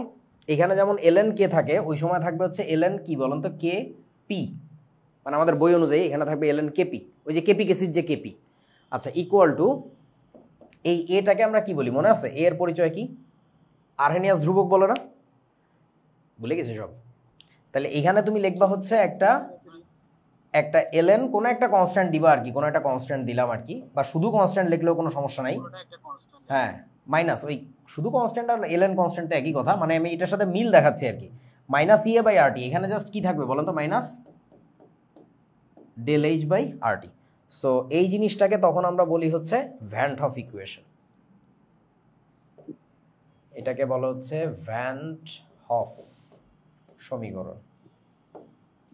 এবং তোমরা একটা মজার কথা শুনবা, বলো তো আগে কোন সমীকরণ আসছে? আরহেনিয়াস নাকি ভ্যান হফ? কি মনে হয় দেখে? আগে আসছে হচ্ছে ভ্যান হফ সমীকরণ। ভ্যান হফ সমীকরণটা শুধুমাত্র উভমুখী বিক্রিয়ার জন্য বলা যায়, একটা বিশেষ ক্ষেত্রে আর কি। হ্যাঁ, সো পরে এই ইকুয়েশনটাকে জেনারেলাইজ করছিল হচ্ছে আরহেনিয়াস। জেনারেলাইজ করা মানে বুঝছো তো, যে উভমুখী হোক একমুখী হোক যে কোনো কেসে আমি কাজে লাগাইতে পারবো। ওই জন্য আর কে পি থাকে না, ওইটা হয়ে যায় কে। বুঝছিস আমার কথা? বিক্রিয়ার হার ধ্রুবক হয়ে যায় আর কি।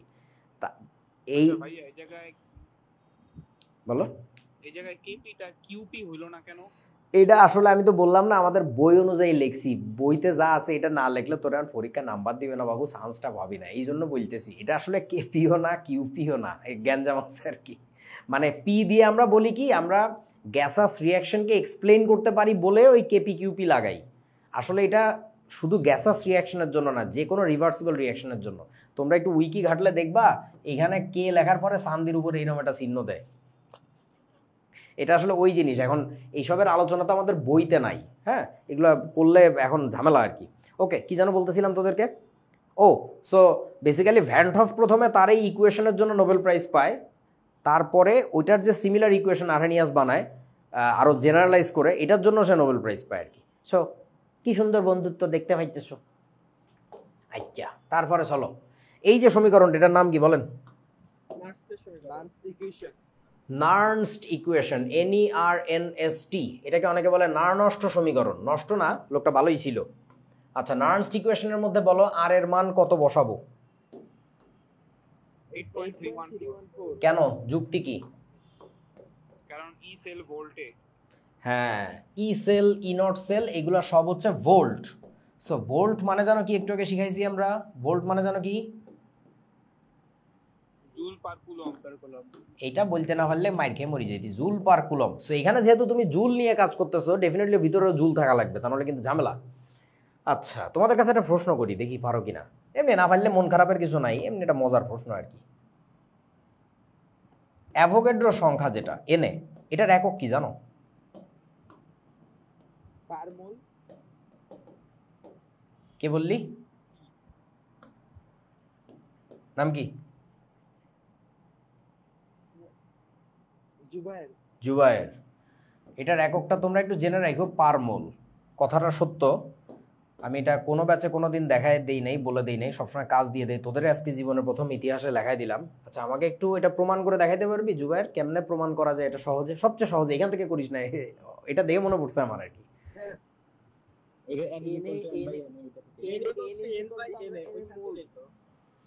ছোট হাতের n ইকুয়াল টু বড় হাতের n ডিভাইডেড বাই হচ্ছে আমরা কি শিখছিলাম, n এ। সো এখান থেকে তো হয়েই যায়। n এর একক, ছোট হাতের n এর একক হবে কি, মোল। বড় হাতের n মানে কি, কত পিস। পিসের তো আর কোনো একক নাই, ঠিক আছে? সো ওইটার কোনো একক নাই। আর নিচে থাকলো আমার অ্যাভোগাড্রো নাম্বার 1 থাকলো আর কি। সো তাইলে অতএব অ্যাভোগাড্রো নাম্বারের একক হয় হচ্ছে পার মোল। এখন এই কথাটার মানে কি বুঝাইতে পারবেন কি, মানে what does that mean actually, per mole? মানে এক মোলে যে পরিমাণ এক মোলে যত সংখ্যক অণু পরমাণু বা আয়ন থাকে, মানে এক মোলে যত পিস থাকে সেটা বোঝায় আর কি। মানে ধরো তুমি কখনো যদি লেখো যে Na ইকুয়াল টু, তো আমরা জানি 6.022 10⁻23, এইটা লেখার পর আমরা যদিও কিছু লিখি না, বাট আসলে সত্যি কথা বলতে কি লেখা উচিত বলেন তো? এত টি লেখা উচিত সবার আগে, এত টি পার মোল, অর্থাৎ প্রতি মোলের মধ্যেই এত পিস করে আছে। আর কি আছে জানি না ভাই, তুমি যা গুনতেছো তাই আছে, তুমি অণু গুনলে অণু আছে, পরমাণু গুনলে পরমাণু আছে, এটা আর কি। ওকে, তারপরে কি আছে? মেলা কিছু ঠিকই বলছি, এগুলো তো আগেই দেখছিলাম। এগুলো কি? আচ্ছা, এটা প্রমাণ করেন। কেন প্রমাণ বায়ুচাপ মানে এইটা বলো, কিভাবে প্রমাণ করা যাবে এই ভ্যালুটা? এক প্যাস। আচ্ছা, 760 মেগাপ্যাসকেলের আমরা একটু আগে শিখছিলাম যে এক অ্যাটমসফিয়ার চাপ কেন 760 মিলিমিটার পারদ-চাপ, এটা তাই না? এখান থেকে প্রমাণ করা যাবে। তাহলে ধরে ফেলছো যেহেতু, আমি দেখায় দেই। এইটুকু পারদ এখানে যে চাপটা ক্রিয়েট করতেছে, ওটা ফিজিক্সের সূত্র দিয়ে আমরা যদি করতে যাই, মানে ফিজিক্সের লোকজনই তো আমাদেরকে এইসব সিনাইছে, এইচ রো জি দিয়ে বাইর করতে হবে নিশ্চয়ই, রাইট? তাহলে এখানে আমরা কি করব, এইচ এর মানটা বসাবো। বলেন এইচ এর মানটা কত বসাবো? 0.76 কেন মিটারে নিতে হবে। মিটারে নিতে হবে? ফিজিক্স, দুঃখিত ভুলে গিয়েছিলাম। 0.76 ইন্টু রো এর মান কত বসাবো বলো? 13,600। এই ঘনত্ব তো 1000। এটা ফিজিক্সের লোকজন ঘনত্ব হইলে কোনো কথা নাই 1000 বসা, ওই কাজ করা যাবে না। আচ্ছা, পারদের ঘনত্ব বসাইতে হবে, কত আছে মনে আছে আপনাদের? 13,600। আচ্ছা, ইন্টু জি 9.8 ধরে নিলাম স্ট্যান্ডার্ডটা, গুণ করলে কত আসে বলেন তো? 101325। এই মান একেবারে আসে না, সূক্ষ্ম এই মান আসে না। কেন আসে না? কারণ তুমি পারদের ঘনত্ব একটা স্ট্যান্ডার্ড টেক্সট বুক ডেটা নিছো, 9.8 স্ট্যান্ডার্ডটা বসাইছো, বাট ওই যেখানে আমরা করব ওইখানকার সূক্ষ্ম মানগুলো নেওয়া হয় না আর কি। আচ্ছা, তাহলে এইটাকে আমরা কি বলা লাগবে? এত pascal. That is the proof. আশা করি বুঝেছো। এখন এই প্রমাণটা তোমাদের কেন দেখাইলাম জানো? আমাদের যখন অ্যাডমিশন টেস্ট হয় তখন একটা অঙ্ক আমি আমাদের গাইডে দেখছিলাম, ওই অঙ্কটা আমি বহু বছর খুঁজি আর পাই না, কারণ আমাদের আমলের ওই কোশ্চেন ব্যাঙ্কগুলো তো এখন আর বাজারে পাওয়া যায় না, বুঝিস না? মানে ওইটা সম্ভবত 1990, 92, 95 সালের দিকে কোনো এক বছরের বুয়েটের প্রশ্ন আর কি। এরকম একটা কোশ্চেন যদি আমি আপনাদেরকে দেই, ধরেন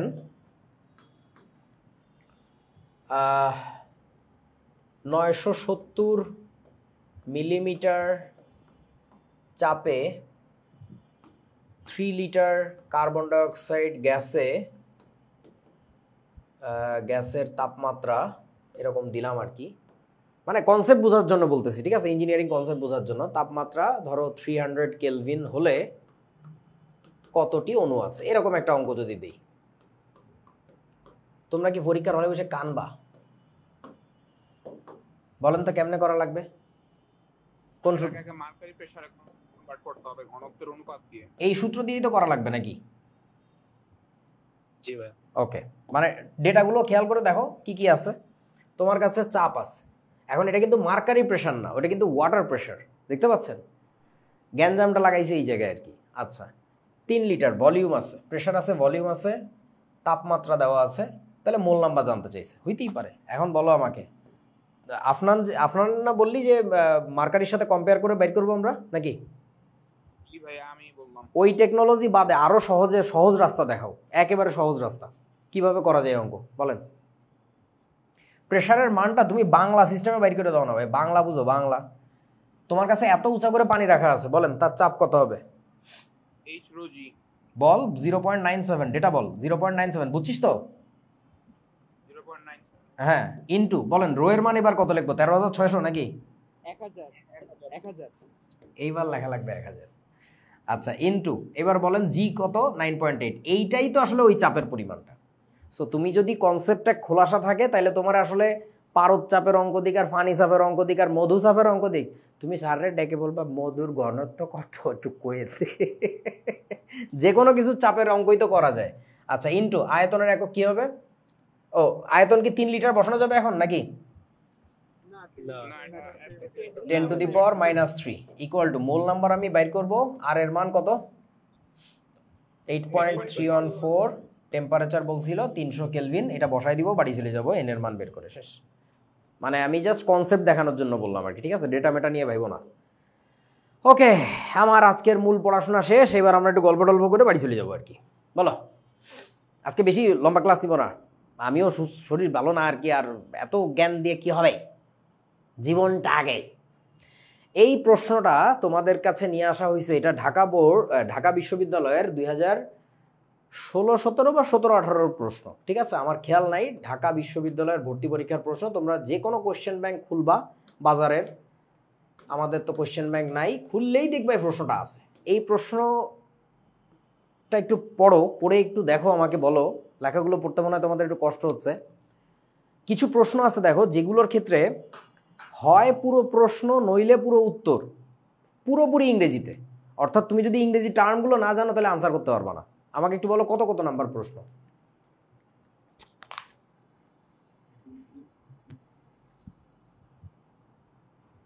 3 নাম্বার প্রশ্নের কথা নিশ্চয়ই বলতে চাচ্ছ না।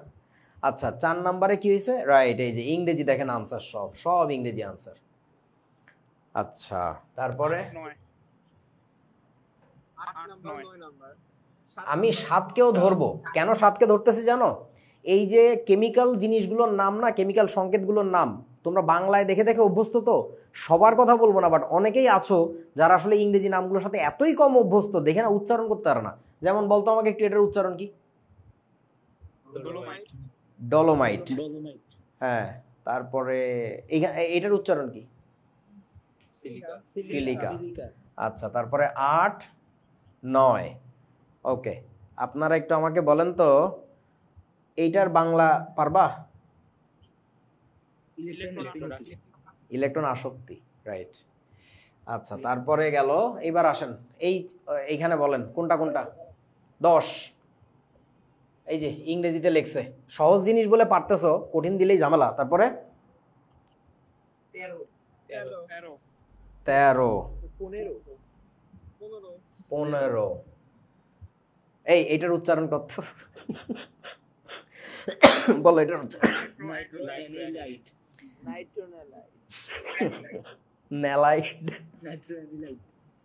অ্যানিলাইড।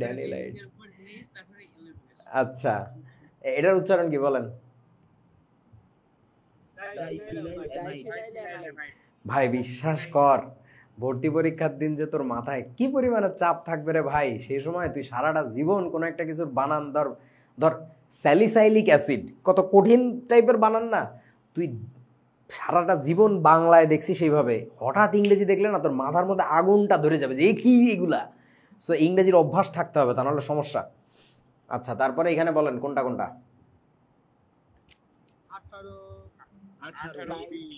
18, 20, 22। তারপরে হ্যাঁ, ওকে, এইবার বলো এইখানে 30টা কোশ্চেন থাকে ঢাকা বিশ্ববিদ্যালয়, মানে তখন 30টা করে থাকতো। 26, 27, 28। এটার উচ্চারণ কি? ঠিক আছে, তারপরে এটা 29। আচ্ছা, আমাকে একটু উচ্চারণ করে বলেন তো এ নাম্বারের উচ্চারণ কি? Lignite. C number? Anthracite, right.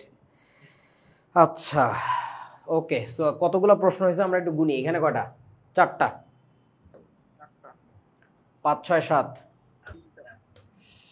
8 9 10 11 12 13 14। Total question কটা ছিল? 30টা।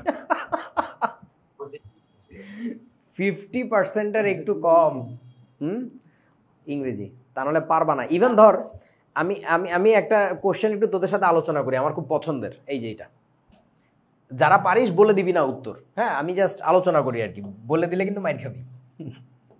8 নাম্বার কোশ্চেনটা, কে কে পারেন খালি নাম বলেন যে আমি জানি। অপরিশোধিত পেট্রোলিয়াম বিশোধনে যে প্রক্রিয়া অধিক কার্যকর? ওই যে জানি। 2 জন জানে, 3 জন জানে। আচ্ছা আমাকে একটু বলেন তো ডিস্টিলেশনের বাংলা কি? পাতন। আমরা ওই তোরা এখন যেটা এই যে পানির বোতল কিনে কিনে খাস না, আমাদের সময় এই যে পানির বোতল যেগুলা, এগুলার আপনারা কি ওয়াটার বলেন জানো? পানির বোতলে, পানির দোকানে যায় কি মিনারেল ওয়াটার। এগুলারে তোমরা এখন স্মার্ট হয়েছো বলো মিনারেল ওয়াটার, আমাকে সময় আমরা কি করতাম জানো? Distil water. এটা ডিস্টিলড ওয়াটার না, ডিস্টিলড ওয়াটার তোমরা দেখছো কোথায় পাওয়া যায় বলেন তো? ডাক ডাক হ্যাঁ হ্যাঁ হ্যাঁ, ব্যাটারিতে দেয়, তারপরে বৃষ্টির পানিও তো ডিস্টিলড ওয়াটার। তারপরে তোমার ওই যে ডাক্তাররা কিছু ইনজেকশন দেয়, দেখছো কিনা? পাউডার জাতীয় একটা জিনিসের সাথে একটা বোতল ভাঙিয়া, দেখো নাই?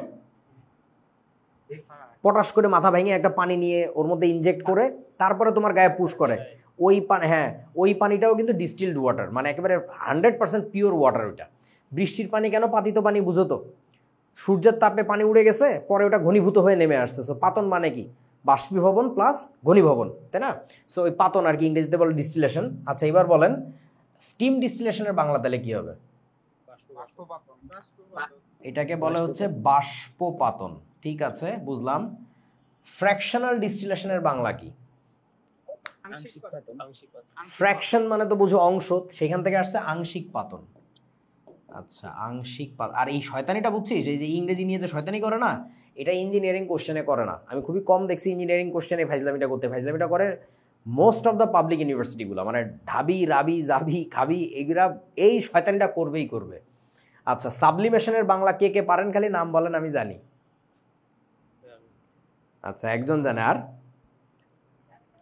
আর কেউ পারিস না? কি বল সাবলিমেশনের বাংলা কি? ইয়েস, এটার বাংলা হচ্ছে ঊর্ধ্বপাতন। এই শব্দটা সবাই শিখে রাখো, ঊর্ধ্বপাতন। ঊর্ধ্বপাতন মানে বুঝছো তো? তোমার কাছে কঠিন ছিল, তাপ দিছি, একবারে উড়ে চলে গেছে, মানে তরল অবস্থা প্রাপ্ত হয় না, এটাকে বলা হচ্ছে ঊর্ধ্বপাতন। সো এখন ঘটনা হচ্ছে দেখ, এটার কারেক্ট আনসার কোনটা হবে এবার বলেন আপনারা। 4 নাম্বারটা আংশিক পাতন, আংশিক পাতন। সো এই জানা জিনিসও না দেখ অনেকে পারবে না, অনলি বিকজ ওই ইংরেজিগুলো জানতো না। এরকম আরো একটা বেতাল মার্কা প্রশ্ন আছে, কোনটা জানি, দাঁড়া আমি একটু বাইর করি, মানে খুব কষ্ট দিবে। পাইছি। আপনারা একটু উচ্চারণ করে বলেন তো আমাকে, এই বি নাম্বারের উচ্চারণ কি?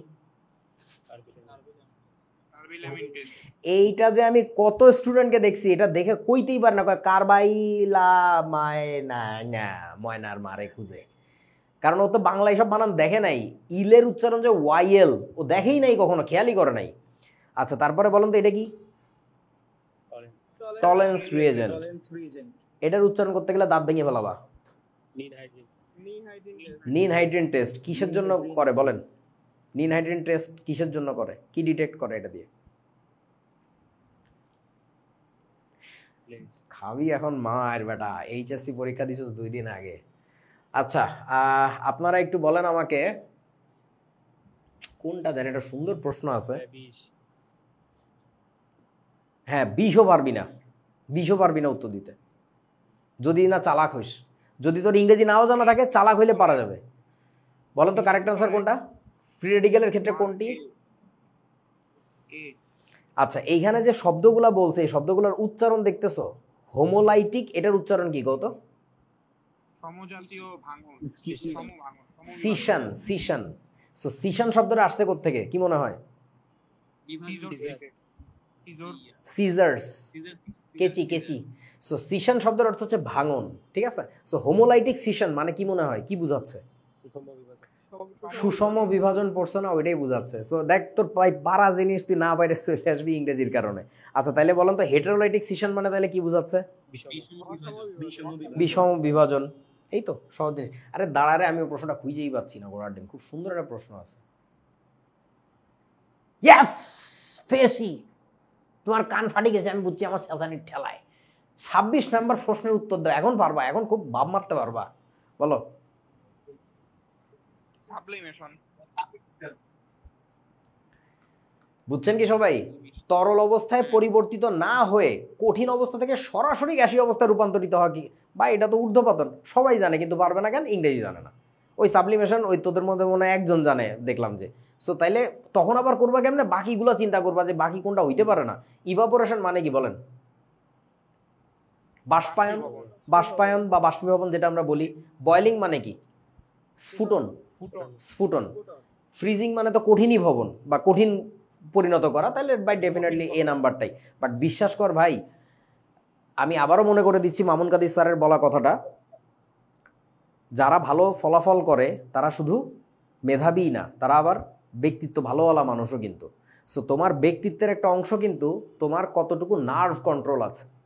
মানে তুমি ভয়ঙ্কর সিচুয়েশনে পড়ে, খারাপ অবস্থায় পড়েও না তুমি তোমার মাথা ঠান্ডা রাখতে পারো কিনা। পরীক্ষার হলে প্রেশার থাকবে, ওই মুহূর্তে সখিনার ছবি বারবার মনে আসবে। আরে যদি ঢাকা বিশ্ববিদ্যালয়ে চান্স না হয়, সখিনার বিয়ে কালকেই দিয়ে দেবে। এই প্রেশারের মধ্যে বসেও তোকে মাথা ঠান্ডা রাখতে হবে যে ওইগুলা না, যেহেতু তাহলে এটাই কারেক্ট আনসার। বাট হয় না, হইতে চায় না। এই প্র্যাকটিসটাই প্রতি সপ্তাহে আপনারা পরীক্ষা দিয়ে বা প্রতিদিন যে যেখানে অফলাইনে কোচিং করতেছো বা যারা করতেছো না, আমাদের কাছে তো পরীক্ষা দিব, পরীক্ষাগুলো মিস করো না। Every single test is a practice, practice. Okay, so তারপরে বলেন তো এই 27 নম্বর প্রশ্নের আনসারগুলো কি বুঝাইছে? কোন বিক্রিয়ার সময় ঘনমাত্রার সময় লেখচিত্র অন্যগুলো থেকে আলাদা? ফার্স্ট অর্ডারের বাংলা কি বলো? ফার্স্ট অর্ডারের বাংলা কি? প্রথম ক্রম বিক্রিয়া, দ্বিতীয় ক্রম, শূন্য ক্রম। ফ্র্যাকশনাল অর্ডার মানে বুঝছো? ভগ্নাংশ ক্রম। এখন তোমাদের একটা মজার কথা বলি, আমরা তো আগেকার সিলেবাসের মানুষ, তোমরা আমাদেরকে বলো ব্যাকডেটেড, ডাইনোসর আমলের মানুষ, আমরা নাকি খালি বেশি বেশি পড়াই, তোমাদের কোনো কাজে লাগে না। এই যে দেখো তোমরা এইচএসসি 25, তোমাদের ঢাকা বোর্ডে যারা পরীক্ষা দিছো, তোমাদের এই ক্ল্যাপথ্রেড যৌগ আসছিল না? এই ক্ল্যাপথ্রেড যৌগ কিন্তু তোমাদের বইতে নাই আমি যতদূর জানি, কিন্তু আমাদের আমলের বইতে ছিল। এটা আমার একটা খুবই ফেভারিট টপিক, আমি অলওয়েজ পড়াইছি। তোমরা যারা অনেকে আসো শিখতে মনে হয় আমার ক্লাস করছো, এইচএসসি 24 ব্যাচের আর্কাইভ পাইছো, ওইখানেও দেখাইছি। 25-রে যদি বন্ডিং পড়া থাকে সেখানেও পড়াইছি। এমনকি আমি মননেও যখন আমাদের ক্লাস নিচ্ছি তখনও পড়াইছি। ইভেন এন্ড গেমেও আমি দেখাইছি। আমি সেদিন দেখলাম, অবাক হয়ে গেছি যে মানে এন্ড গেমের মতো প্রেসাইজ একটা কোর্সে সেইখানে আমি ক্ল্যাথরেট যোগও বাদ দিই নাই। আমার কাছে মনে হয়েছে এটা একটা ইম্পর্টেন্ট টপিক, পড়ানো উচিত, তাই পড়াইছি। একইভাবে দেখেন আপনাদের বর্তমান সিলেবাসে কিন্তু বিক্রিয়ার ক্রম নিয়ে বা প্রথম ক্রম দ্বিতীয় ক্রম বিক্রিয়ার যে কাহিনীগুলো, কোনো অঙ্ক টঙ্ক বইতে নাই, সিলেবাসেই নাই। বেসিক্যালি দুই একটা বইতে হালকা একটু কথাবার্তা বলছে। 2017 সালের প্রশ্ন যদি এটা হয়ে থাকে সেটাও কিন্তু আপনাদের সিলেবাসেরই প্রশ্ন, বাট সেখানেও কিন্তু অর্ডার নিয়ে কোশ্চেন আসতেছে। বিশেষ করে যারা ইউনিভার্সিটির জন্য আমাদের কাছে ভর্তি হয়েছো বা যে যেখানেই করো না কেন, তোমার মনের ভিতর থেকে ওই ধারণাটা দূর করে ফেলো যে আমি তো ভার্সিটির প্রিপারেশন নিচ্ছি, আমার বেশি কিছু না পড়লেও চলবে। এটা পুরা ভুয়া একটা কথা। অর্ডার নিয়ে কোয়েশ্চেন, ক্রমের প্রশ্ন আমি বরং ইঞ্জিনিয়ারিংয়ের কোথাও আসতে দেখি নাই। এই বর্তমান বুলশিট সিলেবাস আসার পরে আমাদের আমলে আসতো, এখন আর আসে না। তোরা কি বুঝতেছিস আমি কি বুঝাচ্ছি? কিন্তু আপনাদের বিভিন্ন ঢাবি রাবি জাবি খাবিতে কিন্তু রেগুলার, খাবি বলতে খুবই সরি, রেগুলার মোটামুটি এই অর্ডার নিয়ে কোশ্চেন দেখা যায়। সো ভাই কসম লাগে, যারা ইউনিভার্সিটি প্রিপারেশন নিচ্ছ, নিজেকে নিজের মনের মধ্যে ছোট করে রাখো না। হ্যাঁ আমার তো জ্ঞান বুদ্ধি কম, আমি কম জানলেই হবে। নো ব্রো, সায়েন্স পাইতে গেলে বেশিই জানা লাগবে, বরং ইঞ্জিনিয়ারিংয়ের ওদের চেয়ে বেশ কিছু জায়গায় তোমাদের বেশি জানা লাগবে আর কি। ওকে, সো হইল। তারপরে এইগুলো তো ফাইলা। এটাই ছিল মোটামুটি আমাদের আজকের আলোচনা। এই স্লাইড ব্ল্যাঙ্ক কেন? এই যে তোমরা যারা ফেসবুকে আসো, আমরা খুব ভালো ক্লাস নেই, আমাদের রুটিন এই যে, এই তোরা রুটিন পাইছিস টেলিগ্রাম চ্যানেলে দেওয়া হয়েছে তোদেরকে? হ্যাঁ, সো যদি না পেয়ে থাকো এখান থেকে নিয়ে ফেলো। আমরা খুব ভালো ভালো ক্লাস নেই, আমাদের কাছে ভর্তি হয়ে যাও। এই একটু মার্কেটিং করি আর কি, তোরা কিছু মনে করিস না। দাঁড়া, আমাদের প্রোগ্রাম 19 তারিখ, এটা ওরিয়েন্টেশন তো হয়ে গেছে। আজকে প্রথম ফাউন্ডেশন ক্লাসটা হইলো আলহামদুলিল্লাহ। সো আগামী ফাউন্ডেশন ক্লাস কালকেই হবে, কালকে কিন্তু একটু লম্বা সময় ক্লাস নিব, তারপরে ফিজিক্স আছে 2টা, বায়োলজি একটা, আর মেইনলি কেমিস্ট্রি ক্লাস আমাদের শুরু হয়ে যাবে 29 তারিখ থেকে ইনশাল্লাহ। কেমিস্ট্রি দিয়ে শুরু হবে, তারপরে আস্তে আস্তে ফিজিক্স বায়োলজি হবে। সো এই হচ্ছে আলোচনা। তোমাদের আজকের আলোচনা থেকে কারো কোনো প্রশ্ন থাকলে বলো। কারো কোনো প্রশ্ন নাই তো? তাহলে এবার আপনাদেরকে যে ক্লাসটা এই ক্লাস রেকর্ড কি আমরা ইউটিউবে পাবো নাকি আমাদেরকে আলাদাভাবে তোমরা যেহেতু ভর্তি হয়ে ফেলছো, সো তোমাদেরকে এখন আমরা যা কিছু করব, যা কিছু দিব, সব তোমাদের টেলিগ্রাম চ্যানেলে পেয়ে যাবা। আমরা চাই তোমরা এখন আর ফেসবুক ইউটিউবে না যাও, টোটালি না যাও, বুঝছো? মানে যা লাগবে সব দেখবা টেলিগ্রাম চ্যানেলে পেয়ে যাবা। ইভেন ক্লাসের পরের যে পিডিএফ সেটা পাবা, আমরা প্রতিটা চ্যাপ্টারের যে পাওয়ার বুকগুলো দিব সেগুলো পেয়ে যাবা। মানে তোমাদের ইনশাল্লাহ আর বাইরের কোথাও যাওয়ার দরকার নেই আর কি। তবে চাইলে একাধিক প্ল্যাটফর্মে ক্লাস করতেই পারো, নো প্রবলেম, বাট যত পারো সোশ্যাল মিডিয়া থেকে দূরে থাকো আর কি। আচ্ছা, আপনাদেরকে প্রথমে আমি বলছিলাম নিজের শরীর স্বাস্থ্যের দিকে খোঁজ খবর রাখতে। এইটা আপনাদের বইগুলো কিভাবে পাবো? পিডিএফ দিয়ে দিব তোমাদেরকে চ্যানেলে, ওইখান থেকে তোমাদের যাদের প্রয়োজন হয়, যেমন ধরো আমার পিডিএফ পড়তে খুব কষ্ট, আমার মেজাজ খারাপ হয়, তো একটু কষ্ট করে ভাই প্রিন্ট করাই নিও, কারণ এখন তো আমরা ওইগুলা কুরিয়ার করতে গেলে ঝামেলা, বুঝো নাই? এই আর কি। সো তোমাদের, হ্যাঁ বলো। বললাম যে ভাই অ্যাভোগাড্রো নাম্বারটা কিভাবে আসে? ওরে কলিজারে, এই প্রশ্নগুলো অনেক লম্বা লম্বা উত্তর। মানে যেমন ধরো যে ডজনের মতো ব্যাপার, বললাম না যে 12 কেন সংখ্যাটা নিছিল, মানে এইটার ব্যাখ্যাটা ম্যাথমেটিক্সের লোকজনরা যেটা বলে 2 দিয়ে বিভাজ্য, 3 দিয়ে বিভাজ্য, 4 দিয়ে বিভাজ্য, 6 দিয়ে বিভাজ্য, মানে এটা একটা ভুয়া কথা আর কি। মানে এই এককগুলো উঠে আসছে হচ্ছে প্র্যাকটিক্যালিটি থেকে, রিয়েল লাইফ থেকে। এইটা করার সময় কেউ ওই বিভাজ্য কিনা এটা চিন্তা করে নাই। তো একইভাবে অ্যাভোগাড্রো সংখ্যার যে ইতিহাস, মানে আমাকে একটু বলেন, 2টি থাকলে আমরা কি বলি? 1 জোড়া বলি না? 4টি থাকলে আমরা কি বলি? 1 হালি বলি। তো 1 হালি কেমনে জানি লেখে, যে হালি। 12টি থাকলে আমরা বলি 1 ডজন। তো এখন ওই 6.022 × 10⁻23টি থাকলে তাকে আমরা কি বলি? 1 মোল। সো ব্যাপারটা হচ্ছে, তুই এই সংখ্যাগুলো কেন নিছিলি ভাইয়া বলতো? এই 4 কেন নিছিলি? 4 নেওয়ার চেয়ে তো 5 নিলে ভালো হইতো, তাই না? নর্মাল হিসাবে বলে, কিন্তু কি যে কোনো এক ভদ্রলোক কিছু একটা গুনতে গেছিল, সে যে বিষয়ের গণনা করতো সেই বিষয়ে দেখা গেছে 4 সংখ্যাটা বারবার রিপিটেড হয়, দ্যাটস ওয়াই সে 4 নিয়ে হিসাব করছে। এখন একইভাবে আমরা যে জিনিসটা কাউন্ট করতে যাচ্ছি, অনুপরমাণু লেভেলে কথাবার্তা বলতেছি, সেইখানে না আমাদের ওই নাম্বারটা বারবার রিপিট হইতে দেখা যায়, দ্যাটস ওয়াই চালাকি করে ওই নাম্বারটাকে নেওয়া। এবং ওই যে একটু আগে বলছিলাম না যে পানির ঘনত্ব যে এত সুন্দর রাউন্ড ফিগারে আসে কেন, কাকতালীয় কোনো ঘটনা নাই, প্রত্যেকটা নাম্বার নেওয়ার পেছনে যুক্তিগুলো না ঐতিহাসিক, এখন ওই দিকে গেলে হবে না। বাট এই প্রশ্নগুলো প্লিজ তোদের একটা প্রবলেমের ডায়েরি বানাইতে বলছিলাম, সেই ডায়েরির মধ্যে লিখে রাখ। বিশ্বাস কর, যদি অ্যাডমিশনের পরে মাথা ঠান্ডা করতে পারিস, আসিস, তোদের সাথে ধুমায় আড্ডা দিব, অনেক গল্প করব, তখন এইসব বিস্তারিত শিখিস, কিন্তু এখন এই সময় শেখা যাবে না আর কি। বাট প্রশ্নগুলো করিস, শুনে আমি বলে দিব যে এটা এখন বলা যাবে, এখন বলা যাবে না আর কি। হ্যাঁ, ওই আমরা ফার্স্ট ম্যাথটা যেটা করলাম ওটার মধ্যে অ্যানসার গুলো দেওয়া ছিল, ওগুলো এল এ এককে দেওয়া ছিল। হ্যাঁ, তো আমি কি করছি? ওই অঙ্ক ভুল করছি, হায় হায়, কয় কি? ভুল না, আর ওই অ্যানসার গুলো এল এ এককে দেওয়া ছিল। ও আচ্ছা আচ্ছা, এটার কারণটা কি? আচ্ছা আচ্ছা, ভালো কথা, আমি বলি নাই। কতটি অণু থাকে বলছে, খেয়াল কর, কতটি অণু। তা আমরা কিন্তু এখান থেকে মোল সংখ্যা বের করতে পারতেছি যে 20 মোল। এই 20 এর পরে কি একক থাকবে না? মোল। তার মানে 1 মোলে তো অ্যাভোগাড্রো সংখ্যক, তাহলে 20 মোলে কত? 20 ইন্টু অ্যাভোগাড্রো নাম্বার। বুঝতে পারছিস ব্যাপারটা? এরকম আর কি। আমার কাছে মনে হচ্ছে কি ওইখানে আমাদের যে 20 আসছে না আনসারটা, কারণ আমরা তো অনেক রাউন্ডিং করছি, রাউন্ডিং বুঝো তো, অ্যাপ্রক্সিমেট ভ্যালু নিয়ে কাজ করছি। সো এখানে না 19 পয়েন্ট সামথিং মোল আসার কথা। হ্যাঁ, ওইটাই হচ্ছে ওরা টাইপ করতে যায় ঝামেলা করে ফেলাইছে কোনো একটা আর কি। এই জায়গায় ওই 19-20 কিছু একটা হবে, ঠিক আছে? ওই দশমিক মনে হয় বেশি মারি দিছে এইখানে, এই আর কি। ওকে, সো স্বাস্থ্যের কথা বলছি, আর একটা ব্যাপার একটু বলে দেই। প্রবলেমের ডায়েরির কথা তো আগেও বলছিলাম, আবারও মনে করাই দিচ্ছি যে প্রবলেমের ডায়েরি অবশ্যই বানায়ও। প্রতি ক্লাসেই হয়তো বা থাকবে যে তোমার কিছু কিছু সমস্যা জমা হচ্ছে বা নতুন সমস্যা তৈরি হচ্ছে, সেই জিনিসগুলোকে দয়া করে চলে যাইতে দিও না, রেখে দাও যে আমার এখানে প্রবলেম আছে, এটা আরিফ ভাই সলভ করে দেয় নাই, আমি হাসরের ময়দানে তার কাছ থেকে নিব। বুঝিস? লিখে রাখো, তাহলে প্রবলেম সলভ হবে আর কি।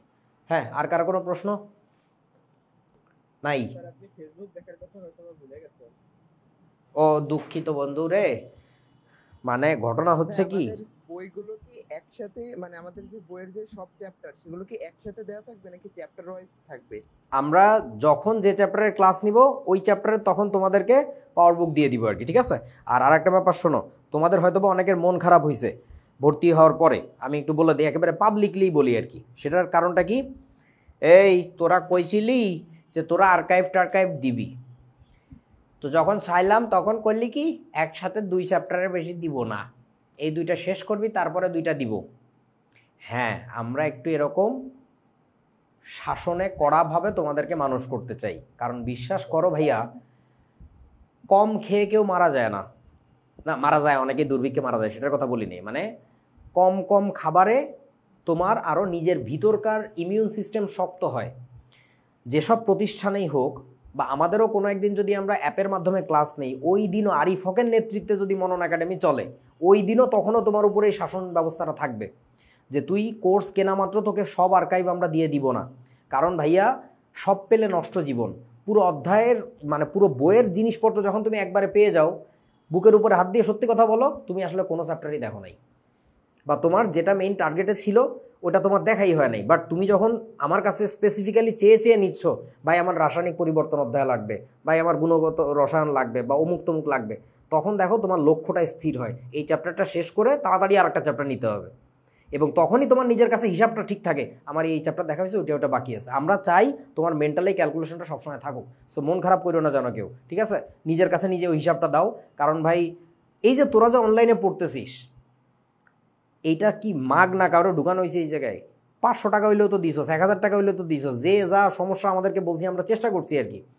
বিশ্বাস কর ভাই, তোরই ব্যাচের অনেকে আছে এই টাকাটা পর্যন্ত অ্যাফোর্ড করতে পারে নাই, কসম বলতেছি, আছে না? তোর বয়সে অনেকে আছে না রিক্সা ভ্যান চালায়, সূরা জিলজালের শেষের ওই অংশটুকু পড়ে দেখিস, হাসরের ময়দানে কিন্তু জাররাতিন শাররা ইয়ারা, মানে ক্ষুদ্রাতি ক্ষুদ্র জিনিসের পর্যন্ত হিসাব নেওয়া হবে। যে you got that option, you got that access, but did you actually use it for good things? So তোমার আল্লাহ যা দিছে, আল্লাহ বলো ভগবান বলো, যে যেই ধর্মেরই আছো, যা সুযোগ সুবিধা পাচ্ছ, আমরা আমাদের ক্ষুদ্র সামর্থ্যে চেষ্টা করতেছি যত কিছু তোমার কন্টেন্ট দিয়ে পারা যায়। তোদেরকে আমি একাডেমিকেরও পাওয়ার বুক ধরে দিয়ে দিব, অ্যাডমিশনেরও দিব, দেখবি অ্যাডমিশনেরটায় কথাবার্তা কম লেখা, খালি অঙ্ক ভাই, মাথা খারাপ হওয়ার মতো অবস্থা। একাডেমিকেরটা একটু বিস্তারিত আছে। সো তোর যেটা লাগবে একাডেমিকেরটা দেখবি, যেটা লাগবে অ্যাডমিশনেরটা দেখবি, বাট তুই দেখ ভাই, আমরা চাই তুই দেখ, তুই ভালো করলে তা আমাদের ভালো। আমরা তোর নিয়ে একটু ডাক ডল ভিড়াই, যদিও আমরা এগুলো করি না, আমাদের কাছ থেকে আল্লাহর রহমতে বহুত ভালো ভালো মেইড পজিশন আছে, তোমরা কে জানো না জানিও না আমরা, বাট আমরা এগুলো কইতে ভালো লাগে না যে ভাই আমাদের কাছে পড়ি এত তম হইছে বুয়েটে। যার মন চায় বলবে নিজে থেকে, আমরা নিজে থেকে ঢোল পিটাইতে চাই না, বাট তুই ভালো করলে তো আমাদের ভালো লাগবে, আমরা বলতে পারবো, তাই না? এটাই তো আমাদের আসল মার্কেটিং, এই আর কি। আর ফেসবুকের লোকজন রাগ করলেও আমি দুঃখিত, আমার করার কিছু নাই। কারণটা হচ্ছে ভাই, ফেসবুক আমরা ক্লাস নিচ্ছি কারণ এটা আমাদের মার্কেটিং। সো মার্কেটিংয়ের চেয়ে বেশি জরুরি যারা আমার টাকা দিছে ভাই, তাদের প্রতি আমার দায়বদ্ধতা আছে, তোমাদের প্রতি নাই। সো এই আর কি। হ্যাঁ বলো, আর কারো কোনো প্রশ্ন আছে কিনা? বাড়ির কাজ, এই যে এই ভিডিওটা দেখছেন কিনা আপনারা জানি না, দেখলে ছোট বয়সে দেখছো, আবার দেখো, জাস্ট ইউটিউবে সার্চ করবা, কি লিখে বলো তো, অম্ল প্রকরণ লিখে। আর লিঙ্ক তোমাদেরকে আমি চ্যানেলেও দিয়ে দিচ্ছি। ভিডিওটা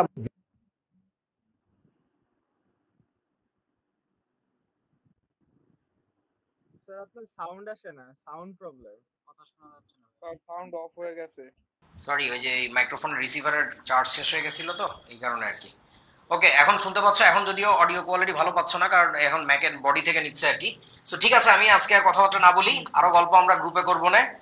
এই ভিডিওটা দেখাটা কেন জরুরি সেটাও বলে দেই। সেটা হচ্ছে কবিগুরু কি বলেছেন, এই যে দেখো, ঠিক আছে? বাইরে যে অ্যাসিড চেনে না সে কেমিস্ট্রির ক বোঝে না, এটা কবিগুরু তার অপ্রকাশিত গ্রন্থে এই কবিতাটা লিখে গেছে। সো প্লিজ, আল্লাহর কসম লাগে, তোমরা প্লিজ এই ভিডিওটা একটু দেখো আর কি। হ্যাঁ, এটা বানাইছি এইচএসসি তে কেবল যারা উঠছে তাদের জন্য। সো তোমরা এটা দেখবা যে কত কিছু শিখতে পারো, অনেক কাজে লাগবে আমাদের আগামী দিন, কিন্তু ওইটা নিয়ে কথাবার্তা হবে আমাদের প্রচুর। ওকে, সো আগামী অর্গানিক চ্যাপ্টারে কি হয়েছে? আরে কঠিন লাগবে না, তুই কেমিক্যাল বন্ড চ্যাপ্টারটা ঠিকমতো পড়, আর তারপরে আমাদের লাগলে এন্ড গেমের ক্লাসগুলো দেখো, 4টা ক্লাস দেখো, 4টা বা 5টা নিছিলাম মনে হয়, টান দিয়ে দিছিলাম। দেখবা যে খোলাসা হয়ে গেছে, টেনশন নেই। ওকে, দেখা হবে ইনশাআল্লাহ আগামী কালকে। ক্লাস কয়টায় হবে? কালকের ক্লাসও 8টায়, রাত 8টায়, 8 PM। ঠিক আছে, সবসময় না, এই যে ফাউন্ডেশন ক্লাস দুইটা আমি এই রাত 8টায় নিচ্ছি আর কি, এমনি ক্লাস তো আমাদের 7:30টায়। ওকে, ঠিক আছে, থ্যাংক ইউ এভরিওয়ান, আল্লাহ হাফেজ, টাটা। ওকে, হ্যাঁ, আসসালামু আলাইকুম। ওয়ালাইকুম আসসালাম, ওয়ালাইকুম আসসালাম, আসসালামু আলাইকুম। ওয়ালাইকুম ভালো আসসালাম। থাকবেন। ওকে, আসসালামু আলাইকুম ভাইয়া। ওয়ালাইকুম আসসালাম।